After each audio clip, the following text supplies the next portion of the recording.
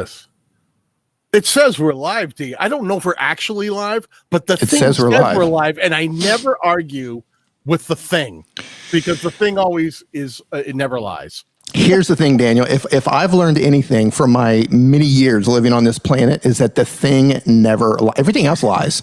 The internet never lies to anyone, ever. In the history of the internet. And we're live. We're live. I think we're live. This was a really funny thing. I reached out to D and said, hey, man, what are you doing? And like a knucklehead, he goes, nothing. Which is a lie. He was doing plenty of stuff. He's like, what are you thinking? I'm like, let's just jump on and let's talk to all of our friends out there in the middle of a Saturday evening about something we don't usually talk about, which is late night, how to grow your channel. And D's like, I'm in. Yeah, I'm going to tweet this out really quick while you're carrying this. So go for it, definitely do that thing. There's been so many questions lately on my channel about, what do I got to do to get my channel to grow faster? How can I connect with my audience? How can I get more views? How can I get more subs?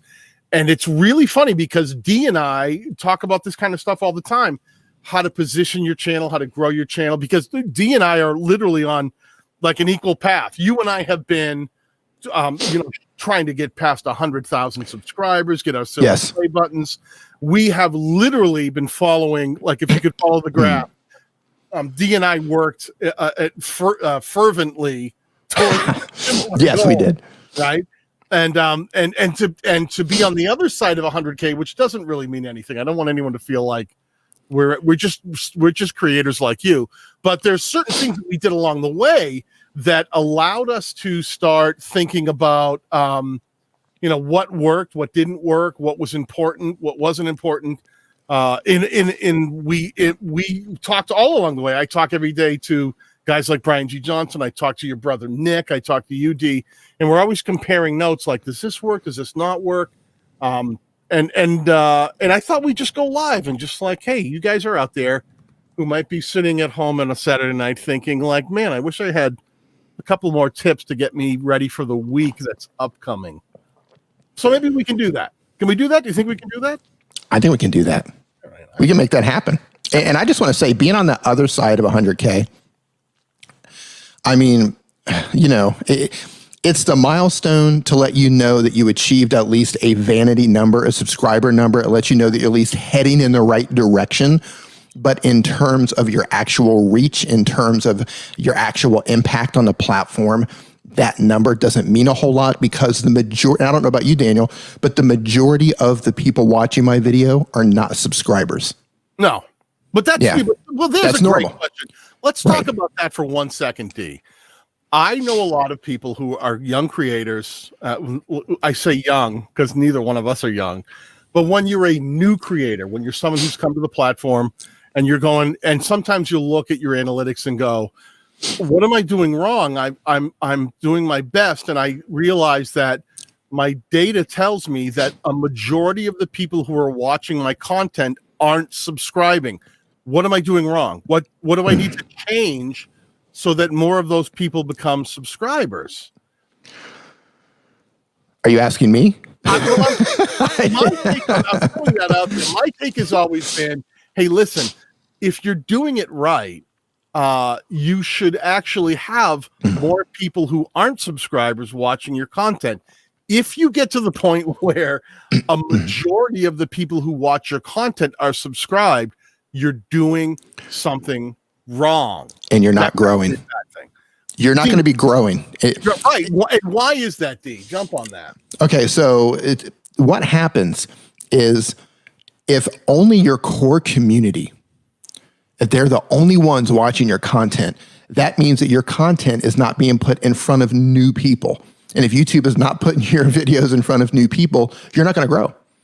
You're not going to grow at all. But if you can get that to where YouTube is constantly putting your content in front of new people, and when you look at the data, you might panic at first and you might say, oh my goodness, 70% of the people watching my video, they're not subscribers. 80%. I'm currently at around 85% of my viewers are not subscribers. I love you. around 80. No, seriously, around 85% are not subscribers, but that's fine because that means YouTube is putting my content everywhere and it's new people that's coming onto the platform. And then it becomes my job as a creator through valuable content to get them to subscribe, right? If I give them what they came for, there's a good chance they're going to subscribe. If I did not give them what they came for, what they clicked for, then they're probably not going to subscribe. Now, that being said, it doesn't hurt to give them a little nudge. A little reminder. Punch him in the head. Yeah. Right. Hey, don't forget to subscribe. But I want to say this, though. In terms of asking someone to subscribe to your channel or to do anything, give them a reason why they would want to subscribe. One of the examples that I love to give, because over on my channel, I teach people how to make content and how to live stream with their phone. Let's say I make a video and I'm talking about... Well, wait, we got to stop here for 1 second. Yes. Because we're on my channel, and, and some people may not know you, which they should. My friend D is a guy who has a channel by that name, D Nimmin, and he has built an entire channel, which is about the same size as mine. We're best friends, and it's built around how to create content from your mobile device. And his master your mobile is his modus operandi. So if anyone out there who has been to my channel before, who knows I'm a Filmora guy, I'm a content creator, but I sometimes dabble into, well, how do you do that on a mobile device? This guy right here is your guy. So I want to make sure that everyone here understands that D Nimmin is my link to everything that you would do on your mobile device. He's the guy. So please continue, D. I didn't mean to interrupt you like that. No, thank you. That was very kind. You can continue if you want. That was good. I like how that was going. Keep going. Okay, if you're asking for anything, you're asking for a comment, you're asking for a like, you're asking for a share, you're asking for a subscriber. Using an example that I would do on my channel, let's say I have a video showing people how to live stream with their Android, right? Live stream, best live streaming apps for Android. Because they're there with an Android wanting to learn how to live stream, one of my calls to action might be for a subscriber. I might say, if you want to learn even more tips and tricks on how you can become a better live streamer with your Android, make sure to hit the subscribe button followed by the notification bell so you don't miss out on future videos. What I did is I told them the value they're going to get, the content that they're going to get if they subscribe. And that works so much better than simply saying, don't forget to subscribe to my channel. You know, one of the things, I was talking to Matt Geelan, who you and I had a very lengthy conversation with Matt recently on our Two Buddy show, but he came on my channel and I got into a conversation with him and said, Matt, you're a guy who's worked with Good Mythical Morning. He actually built audiences for YouTube, like he physically worked on YouTube for YouTube. Right. He's worked with the biggest channels there are out there. And I said, Matt, what's the one thing that anyone can do in a given piece of content to help get more content recommended? And he kind of came around and said the same thing, that yes, if you can recommend more content within your content, it's the most effective thing you can do to grow your channel. Yes. Be original, be unique, but always push people towards more of your own content, because when YouTube is looking at a viewer, they're trying to understand what that viewer might have watched recently. We call this thing watch history. Right now, when you guys are watching this live stream, what I've watched earlier, what you watched earlier before you clicked and chose to, let me go see what D and Daniel are up to. YouTube pays attention to that. And all of these things that you're watching are in your watch history. And what YouTube does with that information is it uses it to decide tomorrow what it might recommend to you, what it might put on your homepage, what it might put in suggested. So the very things that we're talking about is, if you can focus on the viewer and say, hey, listen, I'm going to try to get you to watch more of my own content. There's a better chance tomorrow that more of the content that we're trying to get in front of them might be presented just by getting them to click and watch. User history is everything. Yeah. So this is kind of funny. So one of my iPhones that I will not be giving away, I'm just going to put this out here right now. Does it come with Filmora? So I had to reinstall some apps, right? Because I was making some tutorials and I wanted to walk through the process of downloading the app, installing the app. So I installed the YouTube app, and I haven't even logged in yet. So it can't actually, I mean, I connected it to a Gmail account, but I haven't like connected it to my main account or anything. So it's basically, I created a new account and then started YouTube with it. It's like a whole new world. It's a whole new world. What happened was, just by chance, after I recorded the process of actually setting up the account, I searched for something about how to say a specific word in Japanese to reply to someone in my stories. And it's the only search term I have. So I woke up today. Guess what is in probably 75% of all the videos that YouTube is trying to show me? Take a guess. It's that search term. The Japanese. What was it? It was how to say something specific in Japanese. All right. So is that right? Every video now? How to read anything? 75% of my content now is Japanese focused. This is so funny. I think that sometimes people don't understand how simple YouTube is. D and I are guys that live in a paradigm of we're always circling around a lot of these conversations. Like we talk on Twitter, we will end up in live streams together. We'll be at live events. D and I have sat with, a beer in hand over a railing talking about, well, what do you think we should do here in person? It always comes back to these very similar things that we try to impart onto the people we talk to. YouTube's entire process is just trying to understand the viewer. Yes. The minute you can align the thing that you're doing right now with trying to reach the viewer and connect with them, the faster your channel will grow.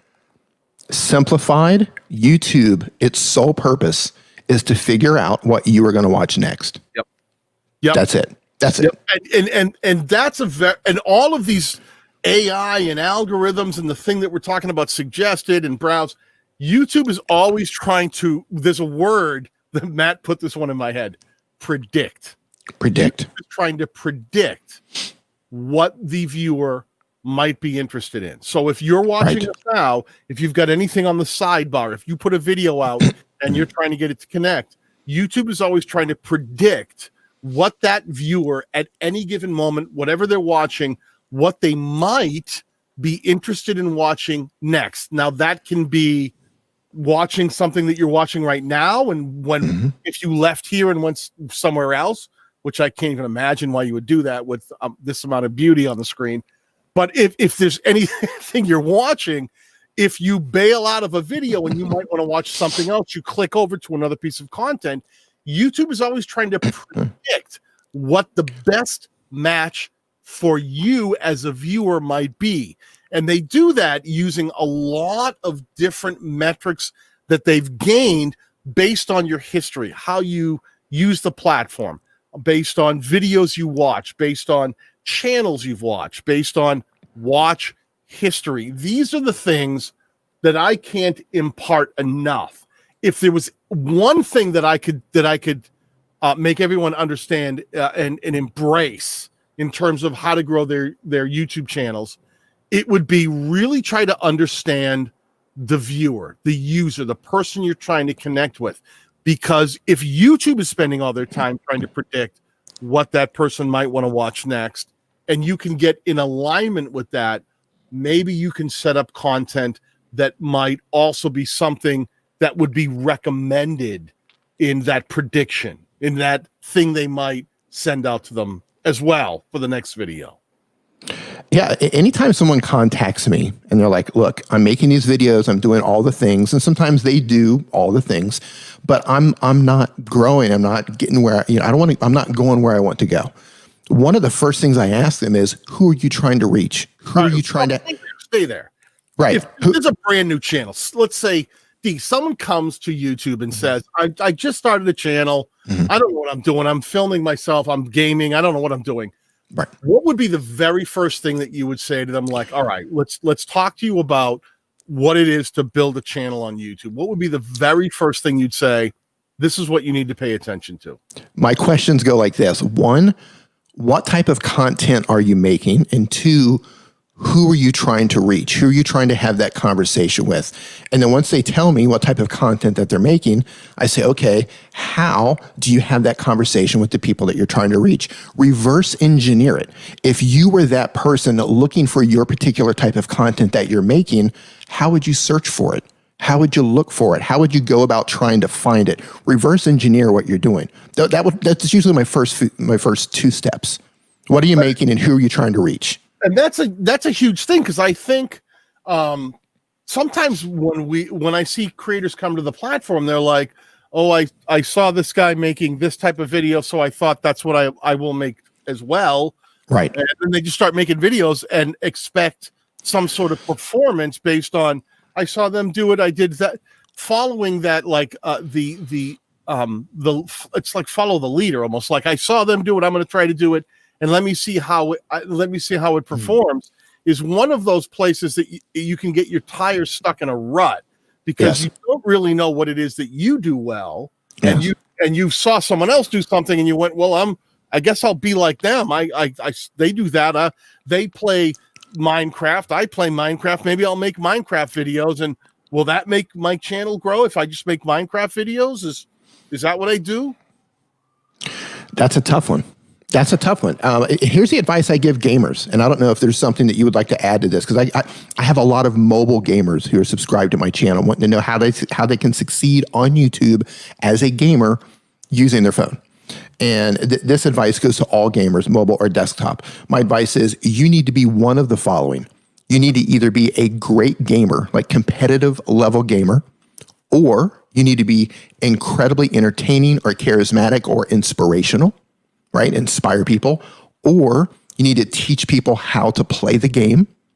Or you need to bring something new and something fresh to the table that all the other millions of people playing Minecraft are currently not doing, a different angle. So if you can do one or more of those, then it's just a matter of time and the amount of effort that you put in, and you will succeed. But if you're not doing those and you're just saying, watch me play the game, good luck. I wish you luck, because you are lost in the sea. Here's one of the things that gaming specifically, if you're a new creator coming to the platform, one of the things I've always said is I feel like gamers see other gamers capture their game and put it up as gameplay and go, oh, that's how I can be a YouTuber. I've seen people capture their gameplay and put it out there on a channel, and I can do that. And once they discover OBS or something, they can capture their gameplay. They think that is enough. And I've always said it's a lot like, you go into the supermarket and you go flour, sugar, and you buy the ingredients and you put them in the shopping cart and you go, dinner. No, there's another step. You actually have to learn how to combine those ingredients in a way to make something that the person you're serving it to would be interested in. You can't just go, here's the ingredients, game, capture, there it is. Right. And especially with gamers, I think you've nailed it. Things like, when I talk to gamers, I'm always like, if you can come at it from another angle and you can figure out a way to show, instead of just playing the game, show people how to beat a level, show someone how to get their first 100 wins, show someone how to create and craft a diamond pickaxe, how to when you know something about the game, that's someone who just started, and you can provide them value by saying, I know this much, I can show you how to do this. You provide value to that gamer because you may be able to show them something that you can do that they didn't know how to do. Yeah, so I'm going to piggyback on that for a second, but first, because I'm looking in the chat here, and I want to say hello to all of the people in India and Pakistan and Nepal and even in Africa. For those of you in India and Pakistan and Nepal, I'm going to say namaste. Thank you for joining us. It's morning time over there for you. Wow, represent. Look at that. You got a whole bunch of people over there. thing that took over in India, which was there. I have to explain it really quickly. So if you see in the chat, BINOD, Binod, there was a thing that happened recently in India, which was this one guy who had a channel that had no videos on it. Okay. And he would go around to other channels, and all he would do is drop his first name. If my channel, it would be Daniel.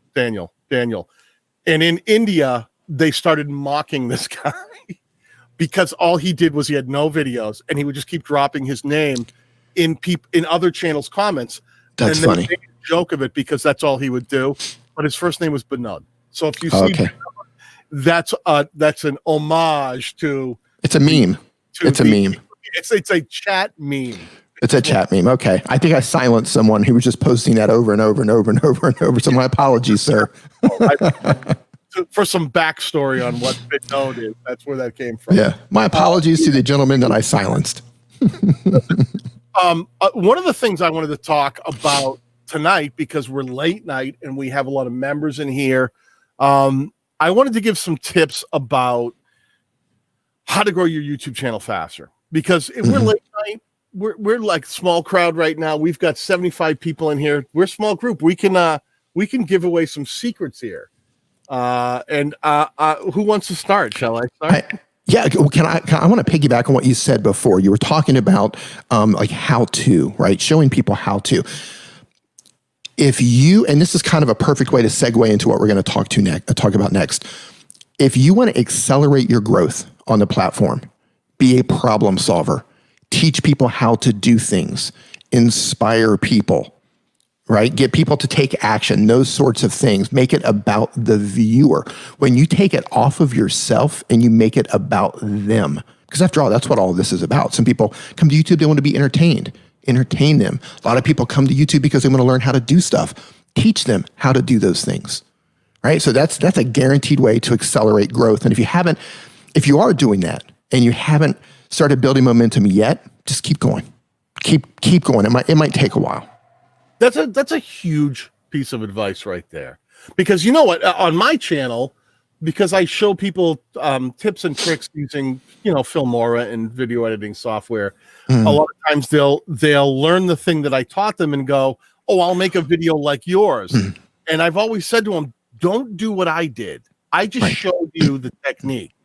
Take that and apply it to something else. Make it your own. I don't want you to, if I show you how to do something, I don't want you to just replicate my video and go, I'm going to make a video just like Daniel's where he turned himself into an orange because he taught me that.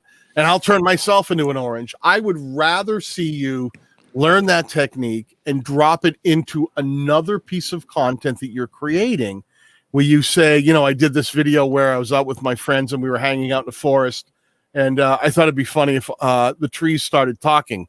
So I learned that from Daniel. I knew how to put my face into a tree because he taught me how to do it with an orange, and I applied it to us in this situation of us being in a forest, and I did it with a tree. I always want, these things are not things that I don't want you to replicate what I did, and just for the sake of making that video, I want you to take those techniques and I want you to do more than I've ever done with them. I want you to expand upon. And the same with D. D is a guy who will give you all sorts of advice on how to use your mobile device, what the right software is, depending on if you're using an Android, if you're using an iPhone. He'll show you everything that I do, but D nails it down to that mobile device. The goal here is to not just replicate what we're doing. Take those things and apply them to whatever thing is in your head. Make it unique, make it your own. Take it and go, that was a cool trick. I'm going to take it to the next level by saying, D and Daniel showed me this, but I'm going to apply it in this scenario in my life, and then take it to the next level, because that extra bit of you bringing your own personality, bringing your own life, bringing your own story into it is the very thing that makes you unique. It's the thing that makes your application who you are different than me or D. because it doesn't matter if you learned it from us. We didn't invent these things. Half the things we're talking about are something we've learned from someone else. So we bring these things to you and you go, all right, I'm going to learn how to take my thing and make it better because of what I've learned from the people around me who have given me some tips about how to make better videos or how to grow my YouTube channel. I'm going to take those and apply them. Yeah, I love that. And that's absolutely spot on. In terms of, you're talking about getting into secrets and that sort of thing. So the first one that I gave before was just solve problems, right? Solve problems, inspire people, lift people up, give people a reason to come and watch your content, okay? The next thing is, actually, I'm going to give you two things. One is if you are doing tutorial-based content, a lot of people don't really dig too deep into that because they think, I don't know everything. Here's the trick. You don't have to know everything. You just have to know more than the people you're teaching. So have you seen my videos? Have you seen mine? I barely know what I'm talking about at any given moment. Yeah, well, that's the thing, right? You know enough to teach the people who are coming behind you. You don't have to be a man, and don't let Daniel fool you. He is an absolute master at what he does, but you don't have to be. I've always said if I were to start a gaming channel, first and foremost, I'm a terrible gamer unless we're talking about old school Nintendo, Super Mario Brothers, Contra, or something like that. If I started a gaming channel, I'm bad, but I would get good enough, and I would build a channel teaching absolute beginners how to play the game. Like, okay, you just downloaded this game, you just bought this game, now what? And I would build an entire channel off of that, even though I'm a terrible gamer. Right, I would solve their problems. People who suck more than I do. You say that as a joke, but it's true. It's true.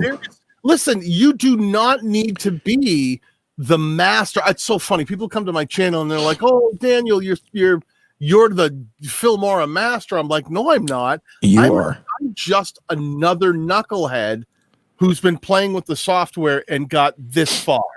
And if I learn something along the way, I pass it along and I say, hey, I figured out how to do this. So let me show these other people who maybe haven't gotten this far. And I'll say, look, you can do this and I'll show you the tricks. But there are so many better editors than me. I never try to pretend like I'm the master of anything.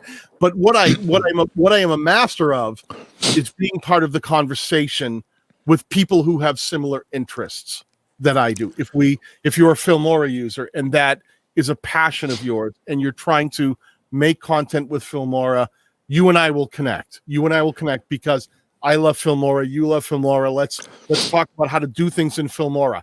If Dee and I talk, we talk a lot about how to grow YouTube channels and how to use our mobile devices because Dee is the master at all things mobile. When I ever want to know what's the right app, what's the right process, if I'm gonna go buy a new iPad, should I buy an iPad? Should I buy one of the Windows devices? I always turn to D and go, you're the guy who knows those mobile devices. Help me in any way. Reach out to me and tell me the things that I need to know. So I'm gonna let everyone here on this late night stream in on a little secret.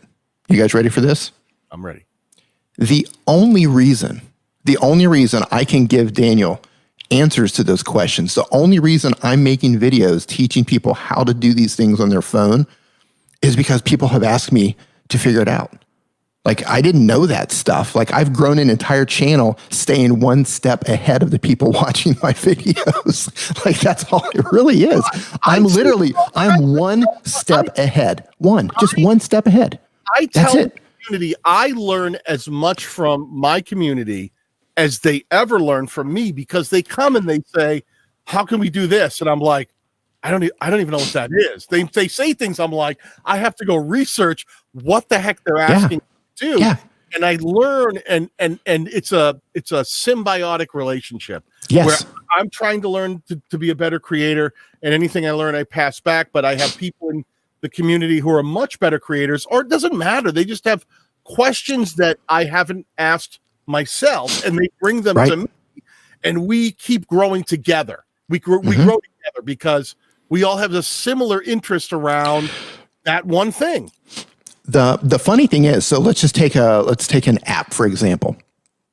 Okay, you recently did a video on Video Leap, so we're gonna talk about Video Leap, for example. So I ended up working with them eventually, but what happens on my channel is people will come to me with the names of apps that I've never heard of, or maybe I've heard of them and I've never downloaded them. They'll say, hey, can you teach me how to do picture-in-picture on this particular app? Now, this person could just as easily go to YouTube or go to Google and say, how to do picture-in-picture in Video Leap. They could have done that, but for reasons unknown, they wanted me to do that instead. So guess what I did? I figured out how to do picture-in-picture with that particular app, and then I made a video about it. And then they come back and they go, how do you know this stuff? Because I just spent the 5 minutes that you could have taken to learn it from somebody else. That's all it is. And then over time, you accumulate that knowledge though, right? Like you might not know a whole lot about what you're getting into right now, but over time, through solving all of those problems, through learning the software, the apps, the tools, the techniques, whatever it is that you're into, the recipes, by learning all of those things, you eventually do get to the point to where you know a lot about what you're talking about. And that's where you start to move into that authority space. Yeah. And that's where it gets really fun. I have to shout out Zarp's Metal Detecting with the super chat. That's actually really good advice. I've noticed though, even though my channel is the opposite, I get better response by giving tips and tricks. You're 100% right. When Zaps, let me say it right. Zarps. It's too many Zarps. When you can provide, this is the thing we always talk about. You could sit all day and talk about a video game and just play the video game. If you just play it, your only thing you have in connection with the people who are also playing it is the fact you're both playing it. When you discover something that you can show them, when you can teach them, something you can uncover, discover, disclose, is really where you can start connecting on a deeper level, because people will go, I didn't know how to do that, and I needed to find that resource for the learning process. And we call this, D and I both have, there's different types of channels. D and I have what we call utility channels. I teach people how to make better content in order to grow your YouTube channel. D's a guy who teaches you how to master your mobile and do all things creative using your mobile device. So we're similar, but we're different, right? Like if you came to me and you're like, Daniel, I'm using Filmora on my desktop and I want to learn how to do that, I'm your guy. I can help you through that. But if you go, I've been using Filmora Go and other options on my Android device, I go to D. D's your guy. D is the mobile guy who's very specific in what he's trying to teach people and how he's trying to connect with them. People who want to learn to create on their mobile devices, go to D. People who want to learn how to make better content on their desktop using Filmora, I'm your guy. And both of our value propositions will grow from there. But the fact that we live in the same space, but we connect on different levels. We don't try to be everything. We try to be that one thing. I'm not trying to be, if we were in a bakery, I'm not trying to be every donut, up in the, I like where this is going. Keep going with this analogy. Go. So if we were donuts, even though we all exist in the same space, I'm a glazed donut. If you want to know about glazed donuts, come talk to me, right? But if you want to talk about a chocolate donut, we go, hey, D's your guy. He's the chocolate donut. And he has that bit of information, even though we exist in a same sphere of trying to create content and grow channels. He's a mobile guy. I'm more of a content creator guy on desktop.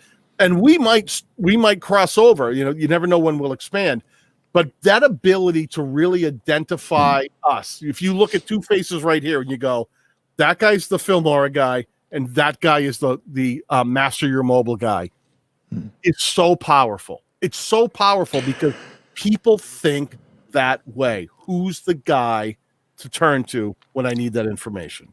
And I'm so glad you said that, because we were talking earlier and I was talking about the first two things that I ask someone when they come to me asking for help. The next thing that I ask them is, what do you want to be known for on YouTube or social media in general? What do you want to be known for, right? You've become the Filmora guy. You might end up, you're also the video editor guy, right? I'm kind of known as one of the mobile guys, right? Those are things that we're known for. So what do you want to be known for? And if you can't answer that, then I would recommend taking some time to figure out exactly what it is that you want to be known for, because that's important. Well, let me ask you that question, D. We're sitting here late. Yeah, well, one more. Go ahead. One more, because I will forget, because it is late night. And there may or may not be water in here. Just kidding, there is. Another thing is, because you were talking about utility channels and resources and that sort of thing, make your channel a destination, right? If you want to learn about Filmora, you know where to go. Those of you who watch my content, if you want to learn how to do something on your phone, you can go to me as one of your options. El Jefe is in the chat right now. If you want to learn about headphones, you got to go watch El Jefe. If you want to learn about live streaming with your phone, or you have a Mac or something like that, Doug Houston's in there. You want to draw dinosaurs? Beanie Draws. They're known for something. Their channel is a destination. It's a resource. Sorry to interrupt. No, let me go left of center, because we live in a resource channel space. It's easy for us to say, this is what we do. We talk about very utilitarian things. You want to learn how to use Filmora, you want to learn how to use your mobile device. But what about channels who don't fall into the utility paradigm? Okay. How does a channel, like a vlogger, or my take on vlogging, I think it's not a niche, it's a style. But what if you're someone that is not a resource? Maybe you're just someone who's talking about something there, you're more of a lifestyle channel where you're trying to get people invested into your journey, as opposed to going, I don't show people how to use Filmora, I don't show people how to use their mobile device. I just want to go live and film videos where I talk about my daily events and how they're important. That could be someone who's maybe struggling with a disease. Maybe it's someone who's a single mom. Maybe it's someone who's just bought their first house and they're trying to build a channel around what it's like to own your first house or be a single mom, or they're not necessarily resource things. How does someone like that connect with their target audience?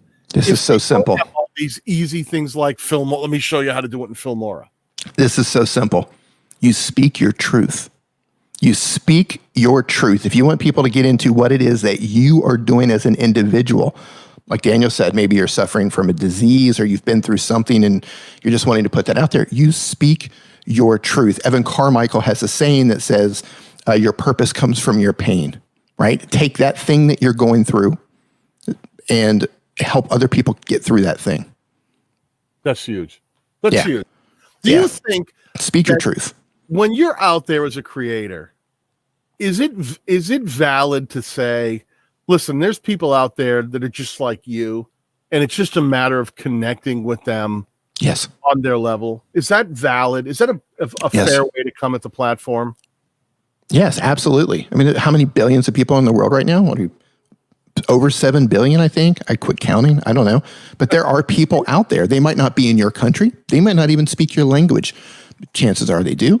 But there are endless amounts of people out there. Just huge, huge audience out there. You just have to find a way to connect with them, right? When I was talking before about reverse engineering what it is that you're doing, you're one of those people too. So just think about, okay, well, how would I do this? How would I find other people who are into what I'm into? Just reverse engineer the entire process. I think that's a huge amount of advice for new creators, for someone just starting a channel. Worry less about trying to be whatever else you've seen on the platform. Don't look at a channel and go, I mean, it's great to draw influence, but don't look at a channel and say, I want to be them. I want to do what they're doing, and start dissecting every move they make and every way they edit and everything they do and trying to replicate their content, because that's a really hard way to, if you're just a Xerox copy, it's a really hard way to grow. I think that people, like Dee just said, he distilled that down perfectly, that you're trying to connect with people on a very human level. Even if it's, I'm a content creator who uses Filmora, Dee's a content creator who does everything on his mobile device. These are the things that we share.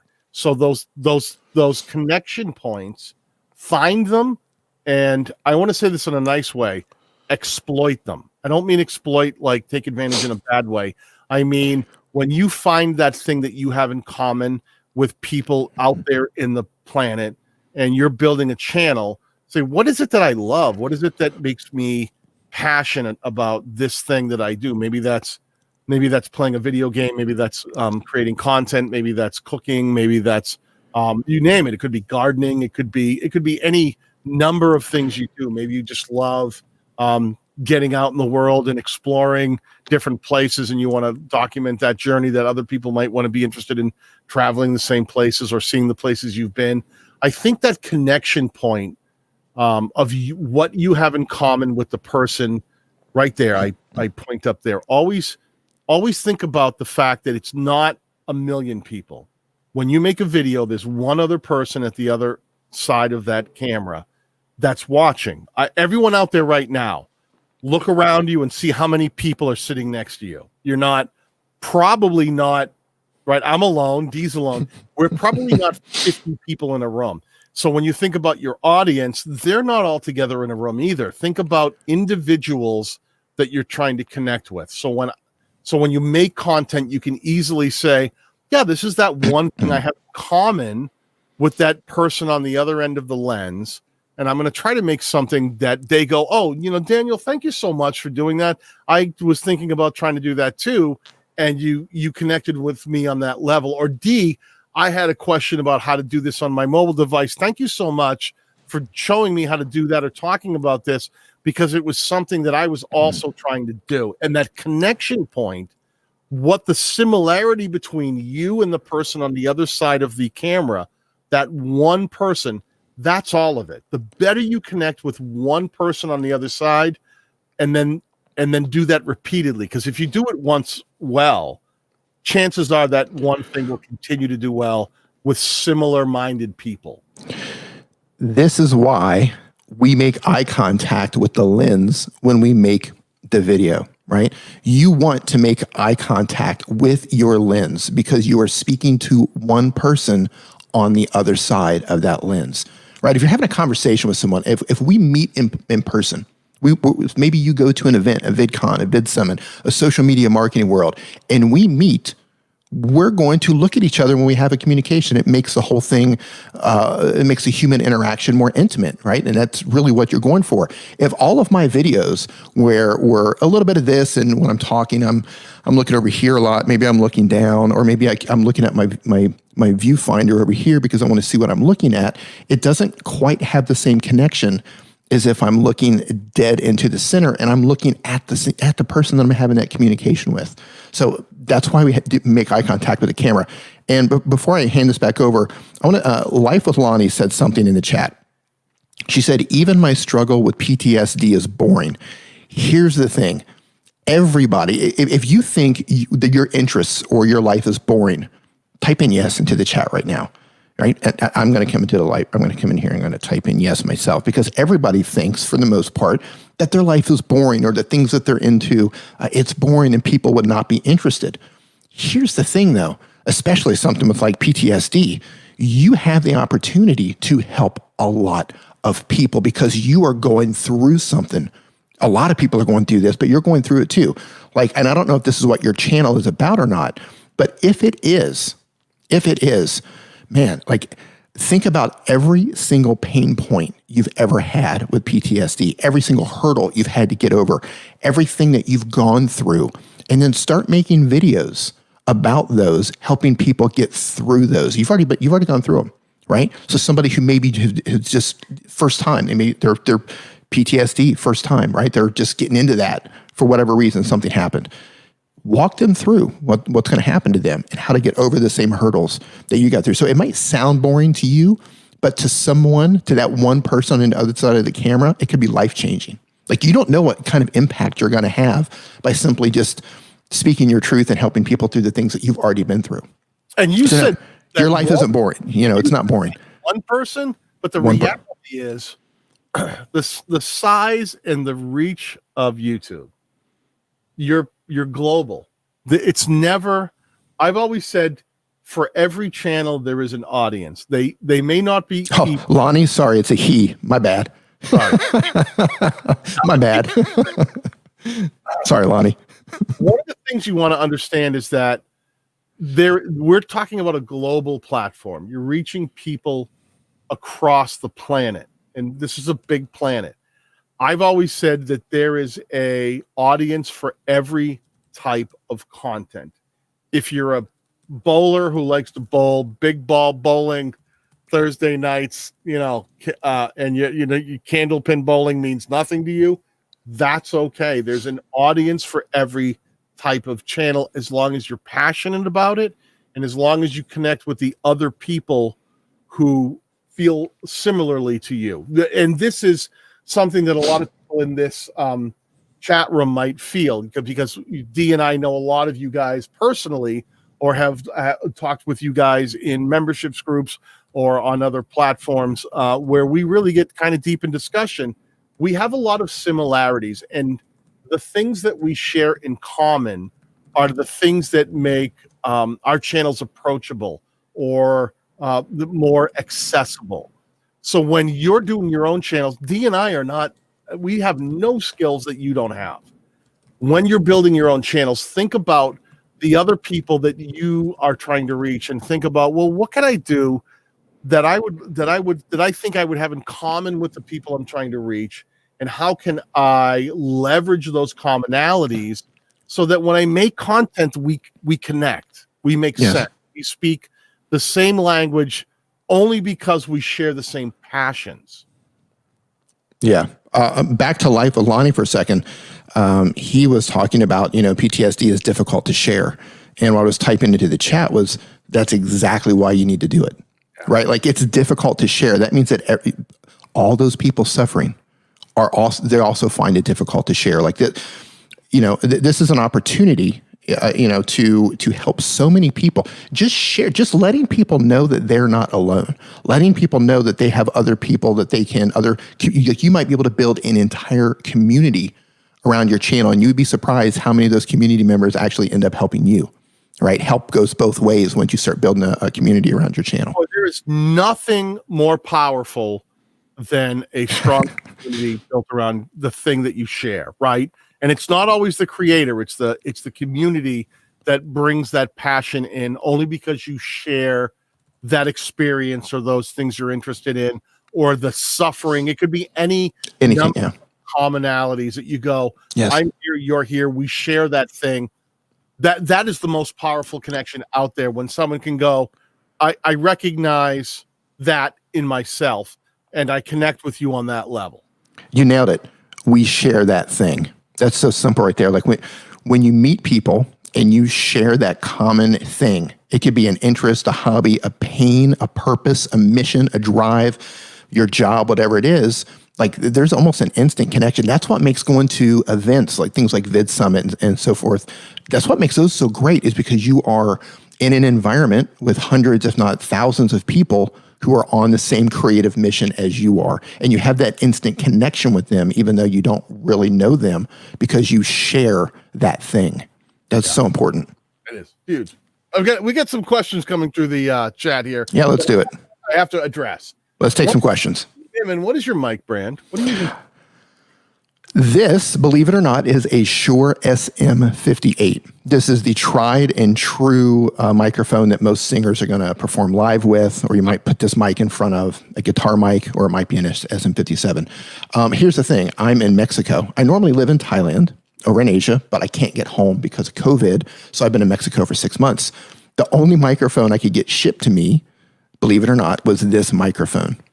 So I'm using the Shure SM58. Plus, it's roadworthy. I can travel with this. I don't have to worry about dropping it or breaking it. Now, I did put a FET head connected to this. This gives it about, I want to say, 25 dB of clean gain. So it just plugs into the back of it, and it just raises the volume without raising noise in the background. Sounds great. Little known fact about the SM58 is Brian Johnson, not Brian G. Johnson, but Brian Johnson from AC/DC. Mm-hmm. When he's in the studio, they couldn't keep him on mic. They had to give him a handheld SM58 to record his vocal tracks. That's great. He was so aggressive that he recorded most of his vocal tracks with an SM58 on the album. So that mic, man, Brian, not G. Johnson, but Brian Johnson from AC/DC. Yeah, this thing's a workhorse. I was trying to get the SM58. I was trying to get the Shure SM58, but that's like a $400 microphone. But I was like, okay, I'll make the investment. SM7B. Yeah, SM7B. Sorry, SM7B. And I was thinking that's a huge investment, but I'm getting into podcasting, so I'll go for it. But then I started researching, and people were doing comparisons with this mic against that mic, and comparing this against the Procaster, this against the Pod mic. And with a little bit of EQ, there's not a huge difference. And this is like $90. This is like $90. This is like $90. It sounds great. It sounds great. Are you running that? No, well, let's get geeky. Let's do it. People ask me that too. I'm running an Audio Technica AT2020 XLR. That's a great mic. One of the things that we always talk about is with an XLR mic, these mics are, I'm going to get geeky on you. Let's do it. It's like being in a band. You can buy, I have guitars hanging on the wall, but they don't make any sound until you get them through an amplifier. Yes. And with these mics that we're using that are XLR mics, they need to go through some sort of amplifier. We call them a mic preamp that helps out actually with the tone. And one of the things I don't talk about a lot is that, yes, people ask like, well, Daniel, on your videos, your mic sounds really good. This isn't an expensive mic. This is another mic that's under $100, but it runs through a lot of different preamps, amplification, so that the guitar on the wall also gets a lot of its tone from the amplifier it goes through. And a mic gets a lot of its tone through the preamplifiers that help give it tone too. So what are you running that mic through, D? Okay, so before I tell people what I'm running this through, I'm going to say that there is a free version that everyone can download on their computer. It's called Voicemeeter. It's free software. It has EQ built into it. It has a compressor. It has a noise gate. There's Voicemeeter. Voicemeeter Banana is the more robust version. It's totally free. You can donate if you want. But before I got the Rode Rodecaster, that's what I was using to go live.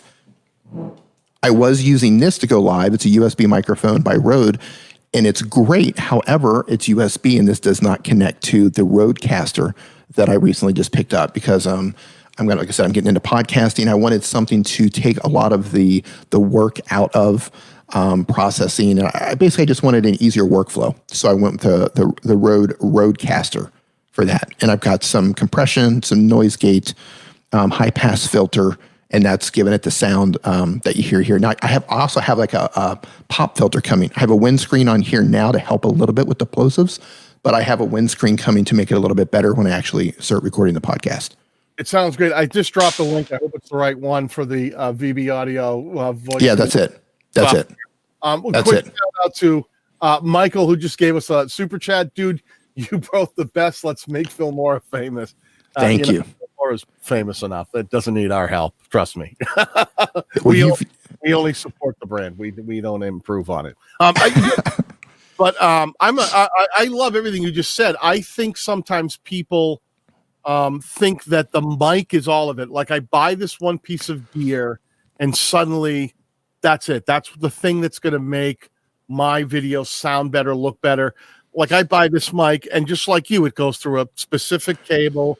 I've got a $600 piece of equipment right here. That's a ART voice channel that helps compress it for live streams so that it doesn't peak as much, that the EQ is a little more balanced. It helps kill. I've got fans and ACs going on around me.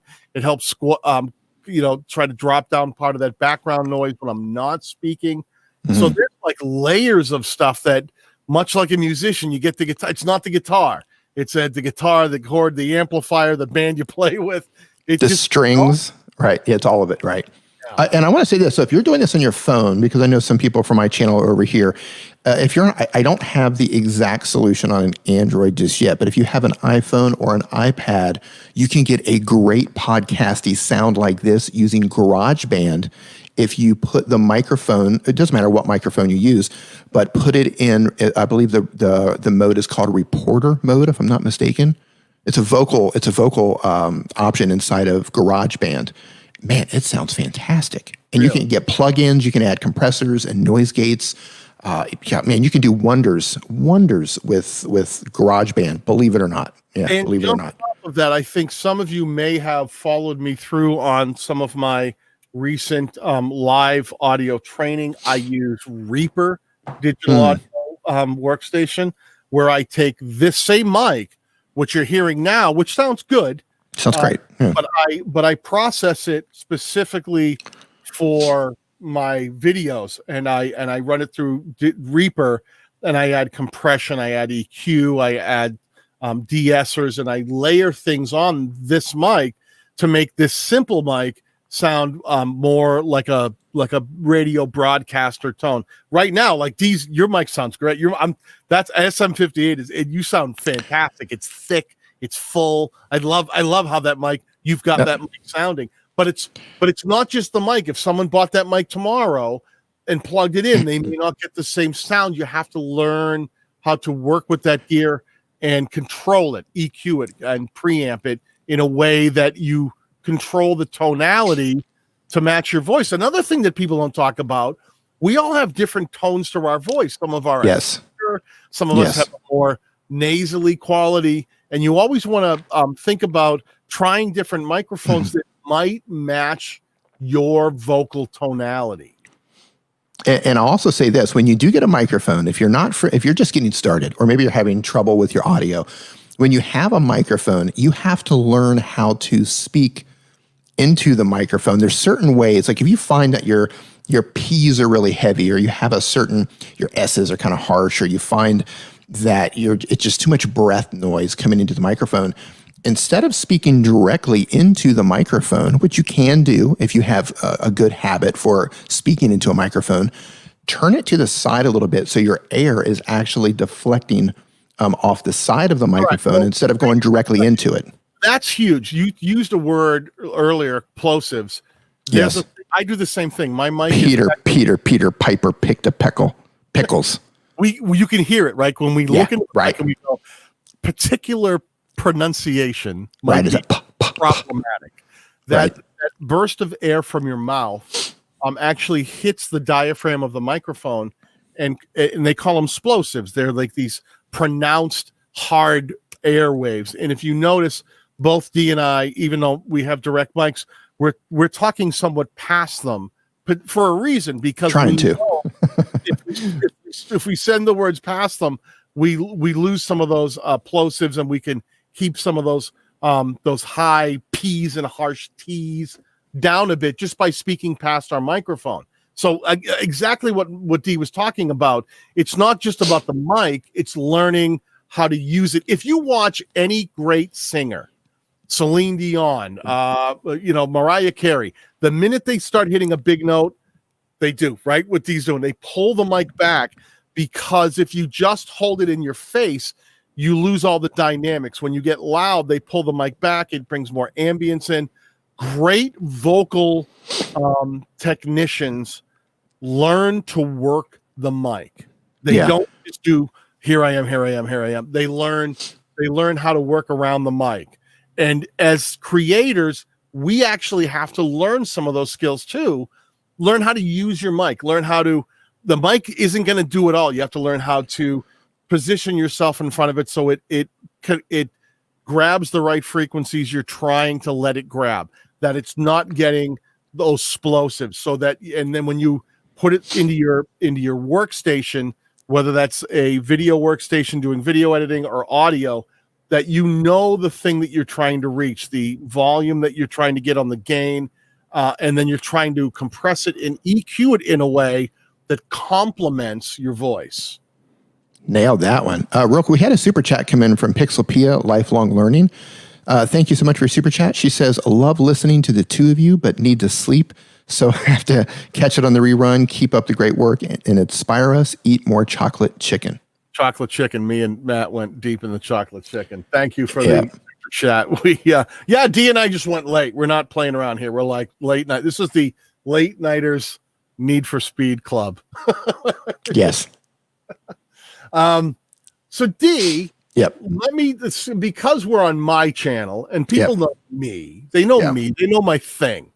Can you take 1 second, because to tell some of the people here who may know me, but they don't know you as well, can you hawk your wares for a minute here and just let people know what it is you do on your channel so they're more familiar with the thing that you do? Sure. My name is D. Nimmin, and on my channel, I help people succeed on YouTube with their mobile phone. That's my channel wrapped up in a nutshell. I help people succeed on YouTube with their mobile phone. Now, it doesn't end there. If you just want to learn how to use Instagram, or you want to learn how to take better videos of your kids, like, we cover all that stuff too. But primarily, I help people succeed on YouTube with their smartphone. I love it. I love it. And let me see if I can. Do we have a link to your channel in here anywhere, D? Can we put a link? Let me do. I'll drop it. I'll drop it into the chat. All right. I got it. I'll try to grab it and drop too. If you are not subscribed to D's channel, please do. He's the guy that will absolutely teach you how to do all the things you need to do as a mobile creator. Not just learning to film on your mobile device, learning the apps that you can edit with, learning the apps that can make your audio sound better, learning how to live stream with your mobile device. It never ends with this guy. He literally, if he's a guy who says, you got a phone, I'll teach you how to be the best YouTube creator using nothing other than your phone. And it's and his channel is stock full of all sorts of information that you really need to investigate, because he breaks it down in ways that I wish I was that good. I don't. I just like, I know how to do this. You're like, well, let me tell you about the deep dive of mobile devices. I'm like, I can make a phone call from my mobile device. Keep going. I like this. Keep going. The depth of my experience. Well, you know, the main thing is this. So many people think that because, and you hear it all the time, I only have a phone, that they have some sort of a hurdle in front of them that's going to stop them. Let's hang here for a minute. Let's hang. The big debate, right? Yep. I only have a phone. Yeah. I can't afford an expensive camera. Now, we all have cameras. I do. I have a couple of cameras. I know you have a bunch of cameras. Can you, in this day and age, be a successful YouTube content creator with nothing more than a mobile device? Let me put it this way. Mr. Beast, and probably a lot of people in this chat know who Mr. Beast is. If you do not, is he at 40 million yet? Where's he at? He's right in there. He's around 40 million subscribers right now. Mr. Beast, one of the biggest, fastest growing people on the platform right now. He got his first 200,000 subscribers with it was either iPhone 5 or iPhone 6. I want to say it's an iPhone 6. 200,000 subscribers with nothing but an iPhone 6. 41. That's it. 8 million subscribers. 42 million. There you go. Nothing but an iPhone 6. 42 million subscribers. Couple of super chats coming in here. One from Giorgio ICC. You guys are great. I need help with my YouTube, please. Is it YouTube as a platform has been giving you troubles, or is it your channel that you need help with?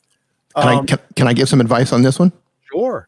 Best thing I can tell you right now, if you need help, and a lot of people don't know about this, go to Google and type in, when the stream is over, go to Google, type in YouTube Creator Academy. This is a free course created by YouTube. There's no scams, there's no upsells. It's legitimately the instruction manuals to YouTube. And they don't advertise it that much. So it's the YouTube Creator Academy. It's free, doesn't cost you anything. It will teach you everything you need to know about YouTube. And it's intensive. I went through that entire course. Course is. Right. Yeah. Years. There's even like quizzes and tests at the end. When you get through a chapter, it will review your knowledge and give you like a test. Did you actually absorb the stuff they're trying to show you in that chapter, in that session? It's intense. The Creator Academy was built to make sure that every creator out there had a better understanding of how the platform works. I can't say it enough. What D said, go through the Creator Academy and spend time. And you can do it in different chapters, because some you will find deal with, monetization or advertising, and some of it's more about traffic sources, and it's not linear. You can jump around and go, today I want to work on the section of this course that really deals with how I can drive more recommendation. I want to learn about how the platform recommends content and how I can build my channel so that my content might be recommended more frequently. There's entire chapters you can go, perfect, dive into that and do that course. And then later on, if you're thinking about I'd really like to learn how to make more money on the platform, it'll break down sections about, well, here's all the ways that you can monetize, not just AdSense, but earn money on the platform. And we'll do a whole course and breakdown of all the different ways that you can monetize and make money on YouTube, and take you through that area too. So it's a great course that you can come at from any angle. Don't feel like you got to be a freshman, a sophomore, a junior, a senior. It's really like, these are the things I'm going to learn. These are the chapters I'm going to dive into. Let me learn these things and come back at the portions that I need as I need them. Surprisingly, they put one of my videos in there. Can you believe that? Yeah. What was it an example of? They handsome men. How to upload the perfect profile to Grindr. No, not really. So, surprisingly, and to my understanding, I don't even think it's that good of a video, and it's actually a really old video. And surprisingly, the audio actually isn't very good in the video, but it's a video explaining how to get better audio with your smartphone. And it's not even that good, but they thought it was good enough to put in there to help educate people. So I didn't know that. Thank you, YouTube. Congratulations, man. You are the master. You have mastered your mobile. Yeah. Well, maybe that means it's time to redo that video. Maybe we've learned something here. I actually have. Well, here's a funny thing. Microphone videos on my channel are usually terrible. They're usually terrible for a very long time. Very, very, very long time. People don't care about microphones. But I know they're helpful, so I do pepper them in there. I have that same thing when I do content on my channel. It's funny. I talked about this the other day. I jumped on live the other day in the middle of replying to comments, and I went, you know what? I'm just going to take Fillmore questions live. And it's funny that no matter what I make a video about, the very first 3 comments I will have make a video about something else. like they didn't even take the time to go, thank you, I learned something. They're immediately, people ask, show me the next thing. And I'm always shocked by that turnover, that there's always something else someone wants to know. There's always the next thing that people are interested in, which is a good thing and a bad thing. Like sometimes it's frustrating. You're like, I just spent a day and a half building this. I posted it up and someone says, how do you do this? Like, well, and you do that. And then, well, how do you do this? And they keep redirecting. But that thirst for knowledge, I think, is part of the experience of our journey along the way. I think we each have that. Not to jump back to that Creator Academy thing, but just like that, there's always that, how do I do the other thing? How do I figure out the next thing? And your video being in the Creator Academy makes a lot of sense. Like there's people that want to know those specific things, and the minute they understand it, they're on to the next thing. Show me how to do the other thing. Let me share a strategic move that I've been doing, the long play here. I just mentioned that my microphone videos generally don't do well for quite some time. They usually start to pick up later on. So when I first started doing them, they were really terrible. But my strategy is, and I do this with anything that doesn't do well out of the gate. Like the difference between Daniel's channel and my channel is night and day in terms of how channels perform out of the gate. Like he publishes a video, you've got 15,000 views in like 5 hours, right? Like my view count is much smaller early on, but a lot of them will pick up later on because I target search traffic. So one of the strategies that I do is I say, okay, if there's something that I want to be an authority on, even though I have a handful of videos that don't necessarily do well, I keep peppering those videos in, because eventually what's going to happen is when I've got 10 or 15 of those particular type of videos and they're all on topic and they're all decent videos, eventually what's going to happen is when somebody's searching for something specific, like eventually it'll be microphones for smartphones, eventually you're going to start seeing, and you see this to some degree already, you're going to start seeing my videos popping up all over the place. So that's one strategy that I use, is I make a bunch of videos on a particular topic, even if it doesn't perform that well, because I know long term it probably will. That's a great angle for smaller channels to gain traction. Yeah, oh yes.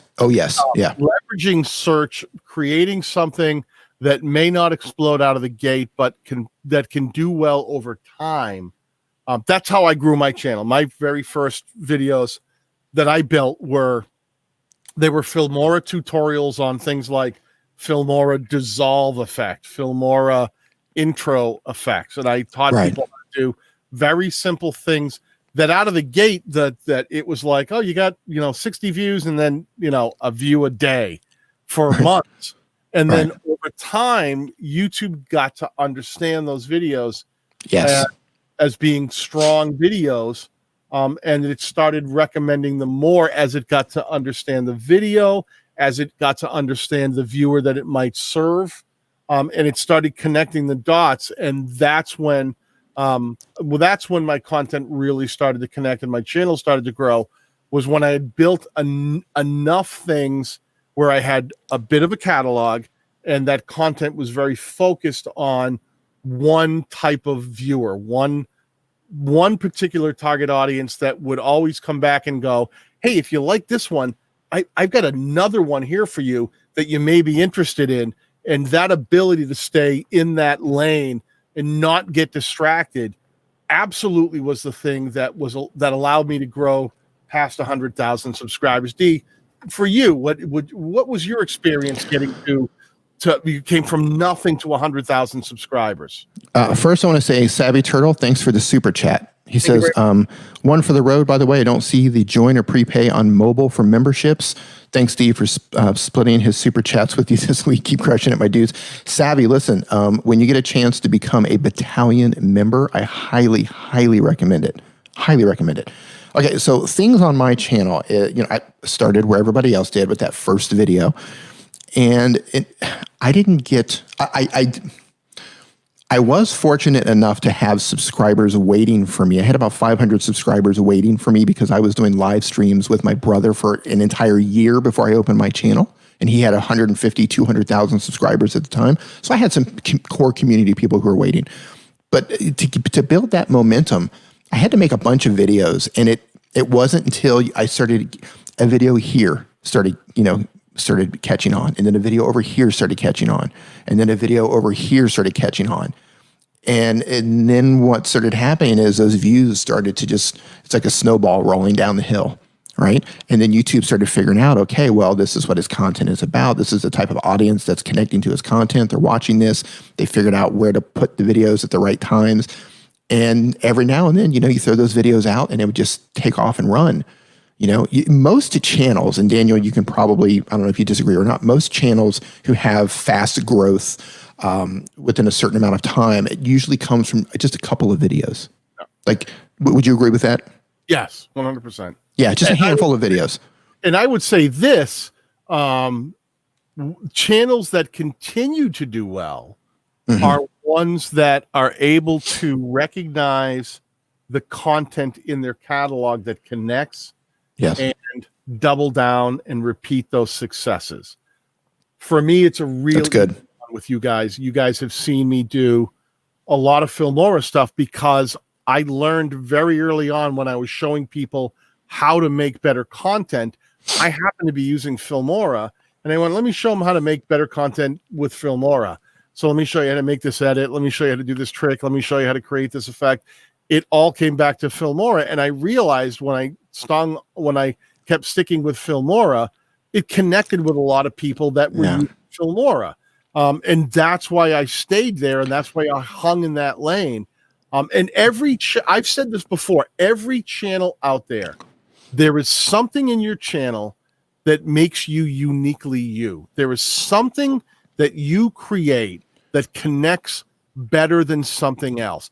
If you are in your channel, go to your channel, open up the videos tab, the second tab, and resort those videos by most popular and start to look at patterns, commonalities. Are there topics that you talk about that are doing better than the other ones?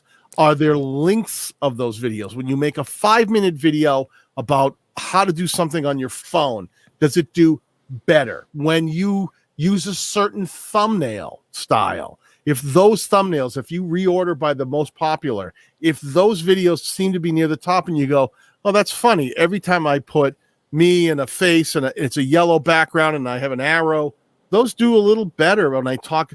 Find those patterns. Here's a question for you. Have you ever made a video and it did really well, but you didn't want to become known for that particular type of video, so you kind of rein it, kind of pull it back a little bit? Have you ever done that? I have. Filmora. I've had that happen a couple of times on my channel, and I still do toss those videos in from time to time because they're helpful. I think it can help people. But like screen recording videos, for example, videos that people can screen record their phone, screen record their gameplay. Those things are insanely popular, but I didn't want my channel to be known for, a screen recording channel. I didn't see a lot of opportunity there beyond the views that would come from those particular people. Some of the most successful videos on my channel recently was a Zach King series that I did, where if you're not familiar with Zach King, he's sort of a editor meets magician and does these really cool video edits where it's magic meets editing. And a lot of people ask me, like, can I do those in Filmora? So I went, I'm going to show a couple of people how to do these Zach King effects using Filmora. Stick around. I'll show you how. Like the very first one I only did a couple of months ago, and it's well over 500,000 views, probably going to be the most successful video on my channel, carte blanche. And all I did was show people how to bounce a ping pong ball into a frying pan and make it look like it turned into a fried egg. And that video, and here's what people need to understand, that video is going to drive views, watch time, subscribers to your channel until the end of YouTube. Yep. Until the end of your channel, it is going to drive people to your channel. And everybody who watches that video, here's your late night. Are we down? Okay, we're about 60 viewers. This is where we've gotten rid of the rest of the people. Now, all right, adult talk now. Let's talk about adult stuff. Let's get into the stuff that usually people pay us. Are you wearing pants? Barely. Okay, good. Me too. Keep going. Here's the thing. I'm going to tell you right now the secret to YouTube. All right. Let's do it. In the chat, we've got a handful of viewers here.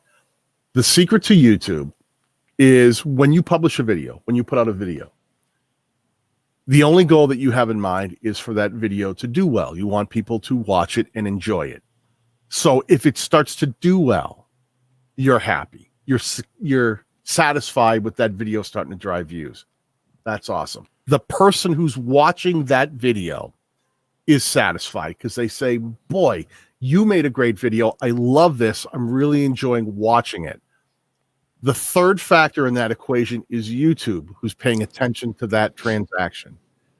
And all YouTube is thinking about is, what can I serve this viewer next to keep them watching, so that we can place ads in that process and drive revenue, period. Your whole job on YouTube, whenever you make a channel, when you make content, is not only to have that one piece of content connect, but you need to make sure that you get ahead of the curve, which means the curve is YouTube is trying to figure out what to serve that viewer next. Make sure at all times that your content is funneling the viewer towards another piece of your content. Use your cards, use your end screens, use your pinned comment, use your link in the description above the fold. If you look below, it says show more in the description. Make sure the link is above that so they don't have to click to see the link to the next video. Funnel those viewers towards another piece of content. Forget about please subscribe, please share, please like. Your main objective is, if someone's watching one, try to get them to watch another piece of your content. The reason for that is, if someone's watching your content and they love it, they go, this is awesome. I love it. I love this piece of content, right? You love it. You got more views. If you get them to click the card, end screen, pin comment, link above the description, that viewer has given you another view. So you go, that was cool. I got another view. That's pretty awesome. I got another view out of that. How cool is that? But the reality is, it's not about that view. It's never about that extra view. What it's about is getting that viewer to click another piece of content and watch, because in their watch history, you now have 2 pieces of your content. So when that viewer logs out and says, I'm done, I'm tapping out. Coronavirus be damned, I'm going to bed, like normal humans would do at this time of night. They get up the next morning and they open up YouTube, and YouTube doesn't know which way they're going to go. So they open up their homepage, and to try to figure out what to serve that viewer, they look at their recent watch history and guess who will be there if you've done an effective job of making them watch more than one piece of content. Your channel will be there. Your channel. And let me tell you something else. When you have one video with end screens, cards, pinned comments, all the things, and it gets them to click the next one, YouTube starts drawing correlations. And they say, when people watch that video, we've seen that a lot of them tend to watch this next video, because you've trained YouTube to see that the viewer, you've pushed them, you funneled them in that way. They go, well, what do people usually watch after they watch this one? Well, you've pushed that viewer towards that next piece of content. If you do that, that means not only will you be driving that viewer towards that piece of content, not only will that piece of content more likely be served to them in their homepage or other pieces of content based on their watch history, but when someone comes back to this video out of the blue, they haven't seen any of your content, they land on this video and they go, we're watching. Let me see what this is.